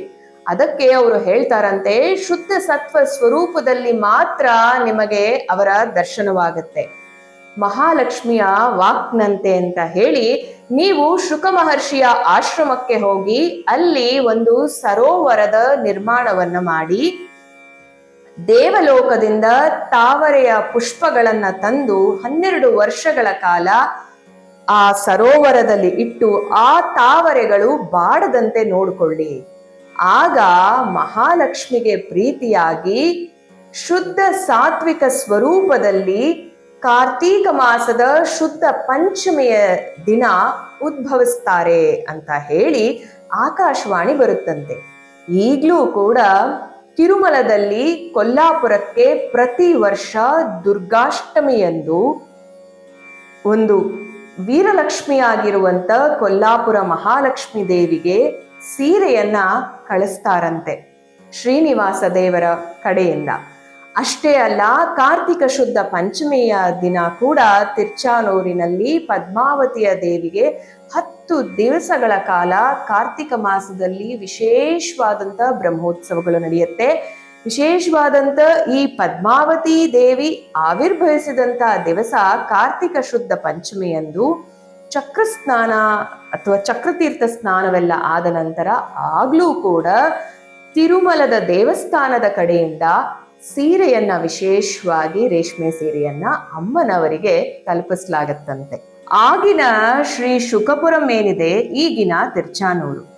ಈ ಒಂದು ಸಂದರ್ಭದಲ್ಲಿ ಪದ್ಮಾವತಿ ದೇವಿ ವಕುಳಮಾತಾ ಆಶ್ರಮದಲ್ಲಿರ್ತಾರಲ್ಲ, ಶ್ರೀನಿವಾಸ ದೇವರನ್ನ ಕಲ್ಯಾಣವಾಗಿರುತ್ತಂತ ಆ ತಾಯಿ 10 ಸಂವತ್ಸರಗಳಿಂದಾನು ತಮ್ಮ ಪತಿ ಇಲ್ಲದೆ ಕಂಗಾಲಾಗಿ ದುಃಖಿಸ್ತಿದ್ದಾಗ ವಕುಳಮಾತಾ ಅವರಿಗೆ ಸಲಹೆ ಮಾಡ್ತಾರಂತೆ, ಇಲ್ಲೇ ವೆಂಕಟಾಚಲ ಬೆಟ್ಟದಲ್ಲಿ ನೀನು ತಪಸ್ಸನ್ನ ಆಚರಿಸಮ್ಮ, ಖಂಡಿತವಾಗ್ಲೂ ನಿನ್ನ ಪತಿದೇವರು ಬರ್ತಾರೆ ಅಂತ ಹೇಳಿ ಅವರ ಹತ್ರ ತಪಸ್ಸಿಗೆ ಕೂಡಿಸ್ತಾರಂತೆ. ಇನ್ನು ಈ ದೇವಲೋಕದಿಂದ ಸ್ವರ್ಣ ಕಮಲಗಳನ್ನ ತಂದು ಸರೋವರದಲ್ಲಿ ಇಟ್ಟು ಅದು ಬಾಡದೇ ಇರೋ ತರ ಸೂರ್ಯ ದೇವನನ್ನ ಕರೆಸಿ, ನೀವು ಇಲ್ಲೇ ಇದ್ದು ಕಮಲಗಳು ಬಾಡದ ರೀತಿಯಲ್ಲಿ ನೋಡ್ಕೊಳ್ಳಿ ಅಂತ ಹೇಳಿ ಮಹಾಲಕ್ಷ್ಮಿಯನ್ನ ಧ್ಯಾನಿಸ್ತಾ ಕಮಲಗಳ ಮಧ್ಯದಲ್ಲಿ, ಸರೋವರದ ಮಧ್ಯದಲ್ಲಿ ಶುದ್ಧ ಸಾತ್ವಿಕ ಸ್ವರೂಪಿಣಿಯಾಗಿ ಮಹಾಲಕ್ಷ್ಮಿಯನ್ನ, ತನ್ನ ಪತ್ನಿಯನ್ನ ಧ್ಯಾನಿಸ್ತಾ 12 ವರ್ಷಗಳ ಕಾಲ ಶ್ರೀನಿವಾಸ ದೇವರು ಅವರ ಮನಸ್ಸನ್ನ ಒಲಿಸ್ಕೊಳ್ಬೇಕು, ಅವರ ದರ್ಶನವನ್ನ ಮಾಡಬೇಕು, ಹಿಂದೆ ಮತ್ತೆ ವೈಕುಂಠಕ್ಕೆ ತನ್ನ ಹೆಂಡತಿಯನ್ನ ಕರ್ಕೊಂಡು ಹೋಗ್ಬೇಕು ಅಂತ ಹೇಳಿ ತೀವ್ರವಾದಂತ ತಪಸ್ಸನ್ನ ಅನ್ನ ಆಹಾರಗಳು ಇಲ್ಲದೆ ಮಾಡ್ತಾರಂತೆ. ಇದನ್ನ ನೋಡಿ ದೇವತೆಗಳಿಗೂ ಕೂಡ ದುಃಖ ಆಗತ್ತಂತೆ. ಹಾಗೆ 12 ವರ್ಷಗಳು ಮುಗಿತಾ ಇದೆ ಅನ್ನೋ ಹೊತ್ತಿಗೆ ದೇವತೆಗಳು, ಋಷಿ ಮುನಿಗಳು ಎಲ್ಲರೂ ಬಂದು ಆ ಪದ್ಮ ಸರೋವರದಲ್ಲಿ ನೆರೆದು ಬಿಡ್ತಾರಂತೆ. ನೆರೆದು ಬಿಟ್ಟು ಕಣ್ಣೀರು ಗರಿಯುತ್ತಾ ಮಹಾಲಕ್ಷ್ಮಿಯನ್ನ ಶುದ್ಧ ಸಾತ್ವಿಕ ಸ್ವರೂಪಿಣಿಯಾಗಿ, ಬಾ ಅಮ್ಮ ತಾಯಿ, ಈಗ್ಲಾದ್ರೂ ಅನುಗ್ರಹ ಮಾಡು, ನಮ್ಮ ತಂದೆಯಾದಂತ ಶ್ರೀನಿವಾಸ ದೇವರಿಗೆ ನೀನು ಕಾಣಿಸ್ಕೊಳಮ್ಮ ಅಂತ ಹೇಳಿ ಅವರು ಪ್ರಾರ್ಥನೆಯನ್ನ ಮಾಡ್ತಾರೆ. ಎಷ್ಟೇ ಆದ್ರೂ ಅವಳು ವಾತ್ಸಲ್ಯ ರೂಪಿಣಿಯಾದಂತ ತಾಯಿ, ಭಕ್ತರು ಕರೆದ್ರೆ ಬರದೇ ಇರ್ತಾಳ. ಶುದ್ಧ ಸಾತ್ವಿಕ ರೂಪಿಣಿಯಾಗಿ ಅವರು ಕಾರ್ತೀಕ ಶುದ್ಧ ಪಂಚಮಿಯ ದಿನ ಆ ಕಮಲಗಳಿರುತ್ತಲ್ಲ ಅದರ ಮಧ್ಯದಲ್ಲಿ ಆವಿರ್ಭವಿಸ್ತಾರಂತೆ. ಈ ಒಂದು ದೇವಿ ಶ್ರೀನಿವಾಸ ದೇವರನ್ನ ನೋಡ್ತಾರಂತೆ. ಆಗ ತುಂಬಾ ಪುಲಕಿತರಾಗೋಗ್ತಾರಂತೆ. ಪ್ರೇಮದಿಂದ, ವಾತ್ಸಲ್ಯದಿಂದ, ಎಲ್ಲ ರೀತಿಯಲ್ಲೂ ಆ ಅಮ್ಮನವರನ್ನೇ ವಕ್ಷಸ್ಥಳದಲ್ಲಿ, ಮನಸ್ಸಿನಲ್ಲಿ ಎಲ್ಲಾ ಕಡೆ ಇಟ್ಕೊಂಡಂತ ಶ್ರೀನಿವಾಸ ದೇವರಿಗೆ ಆನಂದ ಹೇಳ್ತಿರ್ತಂತೆ. ಅವರು ಹಾಕೊಂಡಿದ್ದಂತ ಮಾಲೆಯನ್ನ ಆ ದೇವಿಗೆ ಹಾಕ್ತಾರಂತೆ. ಆ ದೇವಿ ಎಷ್ಟು ಅಲಂಕೃತರಾಗಿ, 16 ವರ್ಷದ ಒಂದು ವಯಸ್ಸಿನಲ್ಲಿರುವಂತ ಸ್ತ್ರೀ ಹೇಗೆ ಕಂಗೊಳಿಸ್ತಾಳೆ ಸೌಂದರ್ಯವತಿಯಾಗಿ, ಅದೇ ರೂಪದಲ್ಲಿ ಬಿಳಿಯಾದಂತ ಒಂದು ಸೀರೆ ಏನಿದೆ, ಬಿಳಿ ವಸ್ತ್ರವನ್ನ ಧರಿಸಿ, ವಜ್ರಾಭರಣಗಳನ್ನ ಹಾಕೊಂಡು, 2 ಕಡೆಯಲ್ಲೂ ಗಜಗಳು ಅವರಿಗೆ ಆಕಾಶಗಂಗೆಯ ನೀರಲ್ಲಿ ಅವರಿಗೆ ಅಭಿಷೇಕ ಮಾಡುವಂತ ರೀತಿಯಲ್ಲಿ ಕಾಣಿಸ್ಕೊಂಡಂತ ದೇವಿಯನ್ನ ನೋಡಿ ಎಲ್ಲಾ ಭಕ್ತ ಜನರು ಪುಲಕಿತರಾಗೋಗ್ತಾರಂತೆ, ಸ್ತುತಿ ಮಾಡ್ತಾರಂತೆ, ಜಯ ಜಯ ಮಹಾಲಕ್ಷ್ಮಿ ಅಂತ ಹೇಳಿ. ಅದಾದ ನಂತರ ಶುಕ ಮಹರ್ಷಿಗಳು ಮತ್ತೆ ಬೇರೆ ಮುನಿಗಳು ಎಲ್ಲರೂ ಬರ್ತಾರಂತೆ. ಇದು ಮಹಾಲಕ್ಷ್ಮಿ ಆವಿರ್ಭವಿಸಕ್ಕೂ ಮುಂಚೆ ಭೃಗು ಮಹರ್ಷಿಗಳು ಹೋಗಿ ಕಣ್ಣೀರ್ ಗರಿಯತ್ತ ಪ್ರಾರ್ಥನೆ ಮಾಡ್ತಾರಂತೆ. ನನ್ನ ಅಪರಾಧವನ್ನ ಕ್ಷಮಿಸಮ್ಮ, ಇದೆಲ್ಲ ಮಹಾವಿಷ್ಣುವಿನ ಲೀಲೆನೇ ಆಗಿದೆ, ದಯವಿಟ್ಟು ಕ್ಷಮಿಸು, ಅವರಿಗೆ ದರ್ಶನ ಕೊಡು ಅಂತ ಹೇಳಾದ್ಮೇಲೆನೆ ಮಹಾಲಕ್ಷ್ಮಿ ಬಂದು ಶ್ರೀನಿವಾಸ ದೇವರಿಗೆ ದರ್ಶನವನ್ನ ಕೊಡ್ತಾರಂತೆ. ಇದಾದ ನಂತರ ಶುಕ ಮಹರ್ಷಿಗಳು, ಅಗಸ್ತ್ಯರು ಎಲ್ಲ ಪ್ರಾರ್ಥನೆ ಮಾಡ್ಕೊಳ್ತಾರಂತೆ. ನೀವು ಇಲ್ಲೇ ನೆಲೆಸಿ ಎಲ್ಲರಿಗೂ ಕೂಡ ನೀವು ಶುಭವನ್ನ ಉಂಟು ಮಾಡಬೇಕು ಅಂತ ಕೇಳ್ಕೊಂಡಾಗ ಸರಿ ಅಂತ ಹೇಳಿ ಅಮ್ಮನವರು ಅದಕ್ಕೆ ಒಪ್ಕೊಳ್ತಾರಂತೆ. ಸೊ ಇಲ್ಲಿರುವಂತ ದೇವಿ ಏನಿದ್ದಾರೆ ಅವರು ಪದ್ಮಾವತಿ ಅಲ್ಲ, ಈ ದೇವಿ 4ನೆಯ ರೂಪ. ಈ ದೇವಿಯ ಹೆಸರು ಸರ್ವ ಸ್ವತಂತ್ರ ವೀರಲಕ್ಷ್ಮಿಯ ಒಂದು ರೂಪದಲ್ಲಿ ನಾನು ಇಲ್ಲಿ ನೆಲೆಗೊಳ್ತೀನಿ ಅಂತ ಹೇಳ್ತಾ, ಇಲ್ಲಿ ಶ್ರೀನಿವಾಸ ದೇವರ ಒಂದು ವಿಗ್ರಹ ಇರಲಿಲ್ಲ. ಇಲ್ಲಿ ಎಲ್ಲಾ ಪೂಜೆಗಳು, ಎಲ್ಲಾ ಒಂದು ಮರ್ಯಾದೆಗಳು ಈ ಮಹಾಲಕ್ಷ್ಮಿ ದೇವಿಗೆ ಸ್ವತಂತ್ರ ರೂಪದಲ್ಲಿ ನಡೆಯುತ್ತೆ. ಇಲ್ಲಿ ತಾಯಿ ಮಾತ್ರ ಈ ಪ್ರದೇಶದಲ್ಲಿ ಶುದ್ಧ ಸಾತ್ವಿಕ ರೂಪದಲ್ಲಿ ಮಹಾಲಕ್ಷ್ಮಿ ಸರ್ವ ಸ್ವತಂತ್ರಳಾಗಿ ನೆಲೆಗೊಂಡು ತನ್ನ ಭಕ್ತರನ್ನ ಪಾಲಿಸ್ಕೊಂಡು ಬಂದಿದ್ದಾಳೆ. ಇನ್ನು ಅಲರ್ಮೇಲ್ ಮಂಗ ಅಂತ ಏನಕ್ಕಪ್ಪ ಬಂತು ಹೆಸರು ಅಂತಂದ್ರೆ, ಅವರು ಅಲರ್ಮೇಲ್ ಮಂಗ ಅಂತಂದ್ರೆ ಅವರು ಆ ತಾವರೆಯ ಒಂದು ಎಲೆಗಳ ಮಧ್ಯದಲ್ಲಿ ಅವರು ಬಂದಿದ್ದಕ್ಕೆ ಆ ಹೆಸರು ಬಂದಿದೆ. ಅಷ್ಟೇ ಅಲ್ಲ, ಪದ್ಮಗಳನ್ನೇ ತಮ್ಮ ನಿವಾಸವನ್ನಾಗಿ ಮಾಡಿಕೊಂಡು ಇದ್ದಾರೆ. ಆದ್ರಿಂದ ಪದ್ಮಾವತಿ ಅನ್ನೋ ಹೆಸರು ಕೂಡ ಇಲ್ಲಿ ಬಂದಿದೆ. ಆ ಪದ್ಮಾವತಿ ವಕುಳಮಾತಾ ಒಂದು ಮಾತನ್ನ ಕೇಳಿ ಅವರು ತಪಸ್ಸನ್ನ ಆಚರಣೆ ಮಾಡ್ತಿರ್ತಾರೆ ವೆಂಕಟಾಚಲದಲ್ಲಿ. ಇಲ್ಲಿರುವಂತ ದೇವಿ ಮಹಾಲಕ್ಷ್ಮಿ, ಇವರು ಸರ್ವ ಸ್ವತಂತ್ರ ವೀರಲಕ್ಷ್ಮಿ. ಇನ್ನು 5ನೇ ಲಕ್ಷ್ಮಿಯ ರೂಪ ಬಂದು ವ್ಯೂಹಲಕ್ಷ್ಮಿ ಅಂತ ಹೇಳಿ. ಈ ವ್ಯೂಹಲಕ್ಷ್ಮಿಯ ಒಂದು ರೂಪದಲ್ಲಿ ತಿರುಮಲದಲ್ಲಿರುವಂತ ಶ್ರೀನಿವಾಸ ದೇವರ ಒಂದು ವಕ್ಷಸ್ಥಲದ ಎಡಭಾಗದಲ್ಲಿ ನೆಲೆಗೊಳ್ತಾರೆ ವ್ಯೂಹಲಕ್ಷ್ಮಿಯಾಗಿ ಮಹಾಲಕ್ಷ್ಮಿ. ಇನ್ನು ಅವರು ಎದೆಗಳು ಉಬ್ಬಿಕೊಂಡಂತೆ ಇರುತ್ತೆ. ಆ ಎದೆಗಳು ಉಬ್ಬಿಕೊಂಡಿರುವಾಗ ಇವರು ಹೇಳ್ತಾರೆ, ವ್ಯೂಹಲಕ್ಷ್ಮಿ, ನಿಮ್ಮ ಭಕ್ತರು ಇನ್ ಮುಂದೆ ಯಾವುದೇ ಒಂದು ಬೇಡಿಕೆಗಳನ್ನ ಬೇಡಿಕೊಂಡ್ರು ಅದು ನನಗೆ ಮೊದಲು ಕೇಳಿಸುತ್ತೆ. ಯಾಕಂದ್ರೆ ಅವರು ಮುಂದೆ ಇರೋದ್ರಿಂದ ಅದಾದ ನಂತರ ನಾನ್ ನಿಮ್ಗೆ ಅದ್ರ ಬಗ್ಗೆ ಹೇಳ್ತೀನಿ ಅಂತ ಹೇಳಿ ವ್ಯೂಹಲಕ್ಷ್ಮಿಯಾಗಿ ಮಹಾಲಕ್ಷ್ಮಿ ತಾಯಿ ವಕ್ಷಸ್ಥಲದಲ್ಲಿ ನೆಲೆಗೊಳ್ತಾರೆ. ಇನ್ನು ವೆಂಕಟಾಚಲದಲ್ಲಿ ತಪಸ್ಸನ್ನ ಮಾಡ್ತಿದ್ದಂತ ಪದ್ಮಾವತಿ ದೇವಿಗೆ ಶ್ರೀನಿವಾಸ ದೇವರು ದರ್ಶನ ಕೊಟ್ಟಾಗ ಆ ತಾಯಿಗೆ ಕಣ್ಣೀರ ಧಾರೆನೆ ಬಂದು ಅವರು ಹೇಳ್ತಾರಂತೆ, ಮದುವೆ ಆದ ನಂತರನೇ ಸ್ವಲ್ಪ ದಿವಸಗಳಲ್ಲೇ ಪತಿಯಿಂದ ದೂರವಾಗೋದು ಎಷ್ಟು ಕಷ್ಟ ಗೊತ್ತಾ, ಇನ್ನು ಮುಂದೆ ನಾನು ನಿಮ್ಮಿಂದ ದೂರ ಆಗೋದಿಲ್ಲ, ನಾನು ಕೂಡ ಭೂತ ಕಾರುಣ್ಯ ಲಕ್ಷ್ಮಿಯ ಒಂದು ರೂಪದಲ್ಲಿ ನಿಮ್ಮ ವಕ್ಷಸ್ಥಲದಲ್ಲಿ ಬಲಭಾಗದಲ್ಲಿ ನಾನು ಕೂತ್ಕೊಳ್ತೀನಿ, ನಾನು ಕೂಡ ಭಕ್ತ ಜನರನ್ನ ವಿಶೇಷವಾಗಿ ಆಶೀರ್ವಾದ ರೂಪದಲ್ಲಿ ನಾನು ಅವರಿಗೆ ಅನುಗ್ರಹ ಮಾಡ್ತೀನಿ ಅಂತ ಹೇಳಿ ಅವರು ವಕ್ಷಸ್ಥಲದಲ್ಲಿ ಭೂತಕಾರುಣ್ಯ ಲಕ್ಷ್ಮಿಯಾಗಿ ಕೂತ್ಕೊಳ್ತಾರಂತೆ. ಇವರು 6ನೆಯ ಒಂದು ಲಕ್ಷ್ಮಿ, ಭೂತಕಾರುಣ್ಯ ಲಕ್ಷ್ಮಿ ಅಂತ ಹೇಳಿ. ಇನ್ನು ತಿರ್ಚಾನೂರಿನಲ್ಲಿ ನೀವು ಈ ಮಹಾಲಕ್ಷ್ಮಿಯ ವಿಶೇಷವಾದಂತ ದರ್ಶನವನ್ನ ಮಾಡ್ಕೊಳ್ಬಹುದು. ಯಾರು ವಕ್ಷಸ್ಥಲದಲ್ಲಿ ವ್ಯೂಹಲಕ್ಷ್ಮಿ ಆಗಿದ್ದಾರೋ ಅವರ ಒಂದು ರೂಪವನ್ನ. ಇನ್ನು ನಾರಾಯಣವನ ಅನ್ನೋ ಒಂದು ಜಾಗದಲ್ಲಿ ಪದ್ಮಾವತಿ ದೇವಿಯ ಒಂದು ದರ್ಶನವನ್ನ ಮಾಡಬಹುದು. ಆ ಜಾಗದಲ್ಲೇ ಅವರು ಶ್ರೀನಿವಾಸ ದೇವರ ಜೊತೆಯಲ್ಲಿ ಕಲ್ಯಾಣವಾಗಿತ್ತು. ಆ ಜಾಗದಲ್ಲಿ ಮಾತ್ರ ಪದ್ಮಾವತಿಗೆ ವಿಶೇಷವಾಗಿ ದೇವಸ್ಥಾನವಿದೆ, ವಿಗ್ರಹ ಇದೆ ನೈಋತ್ಯ ದಿಕ್ಕಿನಲ್ಲಿ. ಇನ್ನು 6 ಲಕ್ಷ್ಮಿಯರ ಬಗ್ಗೆ ನಾವು ತಿಳ್ಕೊಂಡ್ವಿ. ಇನ್ನು ಸ್ವಾಮಿ ಪುಷ್ಕರಣಿಯ ಬಗ್ಗೆ ನಾವು ತಿಳ್ಕೊಂಡಿದ್ದೀವಿ. ಅಷ್ಟೇ ಅಲ್ಲ, ಅಲ್ಮೇಲ್ ಮಂಗಾಪುರದಲ್ಲಿರುವಂತಹ ಪುಷ್ಕರಣಿಯ ಬಗ್ಗೆ ಕೂಡ, ಪದ್ಮ ಸರೋವರದ ಬಗ್ಗೆ ಕೂಡ ನಾವು ತಿಳ್ಕೊಂಡಿದ್ದೀವಿ. ಇನ್ನು ಆ ಪುಷ್ಕರಣಿಯಲ್ಲಿ ಸ್ನಾನ ಮಾಡೋದ್ರಿಂದ ವಿಶೇಷವಾದಂಥ ನಮಗೆ ಶಕ್ತಿಗಳು, ನಮ್ಮ ಪಾಪಗಳು ನಶಿಸಿ ಹೋಗಿ ನಾವು ಸದ್ಧರ್ಮದಲ್ಲಿ ನಡಿತೀವಿ ಅನ್ನೋದು ನಮಗೆ ಅರಿವಾಗಿದೆ ಅಂತ ಹೇಳ್ತಾ, ಈ ಸಂಚಿಕೆ ನಿಮಗೆ ಇಷ್ಟ ಆಗಿದ್ದಲ್ಲಿ ಖಂಡಿತ ಕಮೆಂಟ್ ಮೂಲಕ ನಮಗೆ ತಿಳಿಸ್ಕೊಡಿ. ನಿಮ್ಮ ಹಾರೈಕೆ ಆಶೀರ್ವಾದಗಳು ಸದಾಶ್ರೀ ನಿರ್ಣಯ ಮೇಲಿರಲಿ.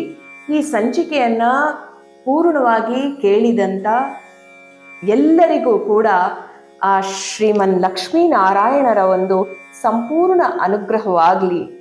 ಶ್ರವಣ ಮನನ ಧ್ಯಾನ ನಿಧಿಧ್ಯಾಸನದಲ್ಲಿ ಶ್ರವಣನೇ ಪ್ರಧಾನ. ನಾವು ಒಳ್ಳೆಯದನ್ನೇ ಕೇಳೋಣ, ಒಳ್ಳೆಯದನ್ನೇ ಮಾತಾಡೋಣ, ನಮ್ಮ ಧರ್ಮವನ್ನ, ಸನಾತನ ಧರ್ಮವನ್ನ ಇದರ ಪ್ರಚಾರ ಮಾಡಿ ಉಳಿಸ್ಕೊಳ್ಳೋಣ ಅಂತ ಹೇಳ್ತಾ ಎಲ್ಲರಿಗೂ ಶುಭವಾಗಲಿ. ಮತ್ತೊಮ್ಮೆ ಮುಕ್ಕೋಟಿ ಏಕಾದಶಿಯ ಹಾರ್ದಿಕ ಶುಭಾಶಯಗಳು. ಸರ್ವೇ ಜನ ಸುಖಿನೋ ಭವಂತು, ಸರ್ವ ಸನ್ಮಂಗಳಾನಿ ಭವಂತು.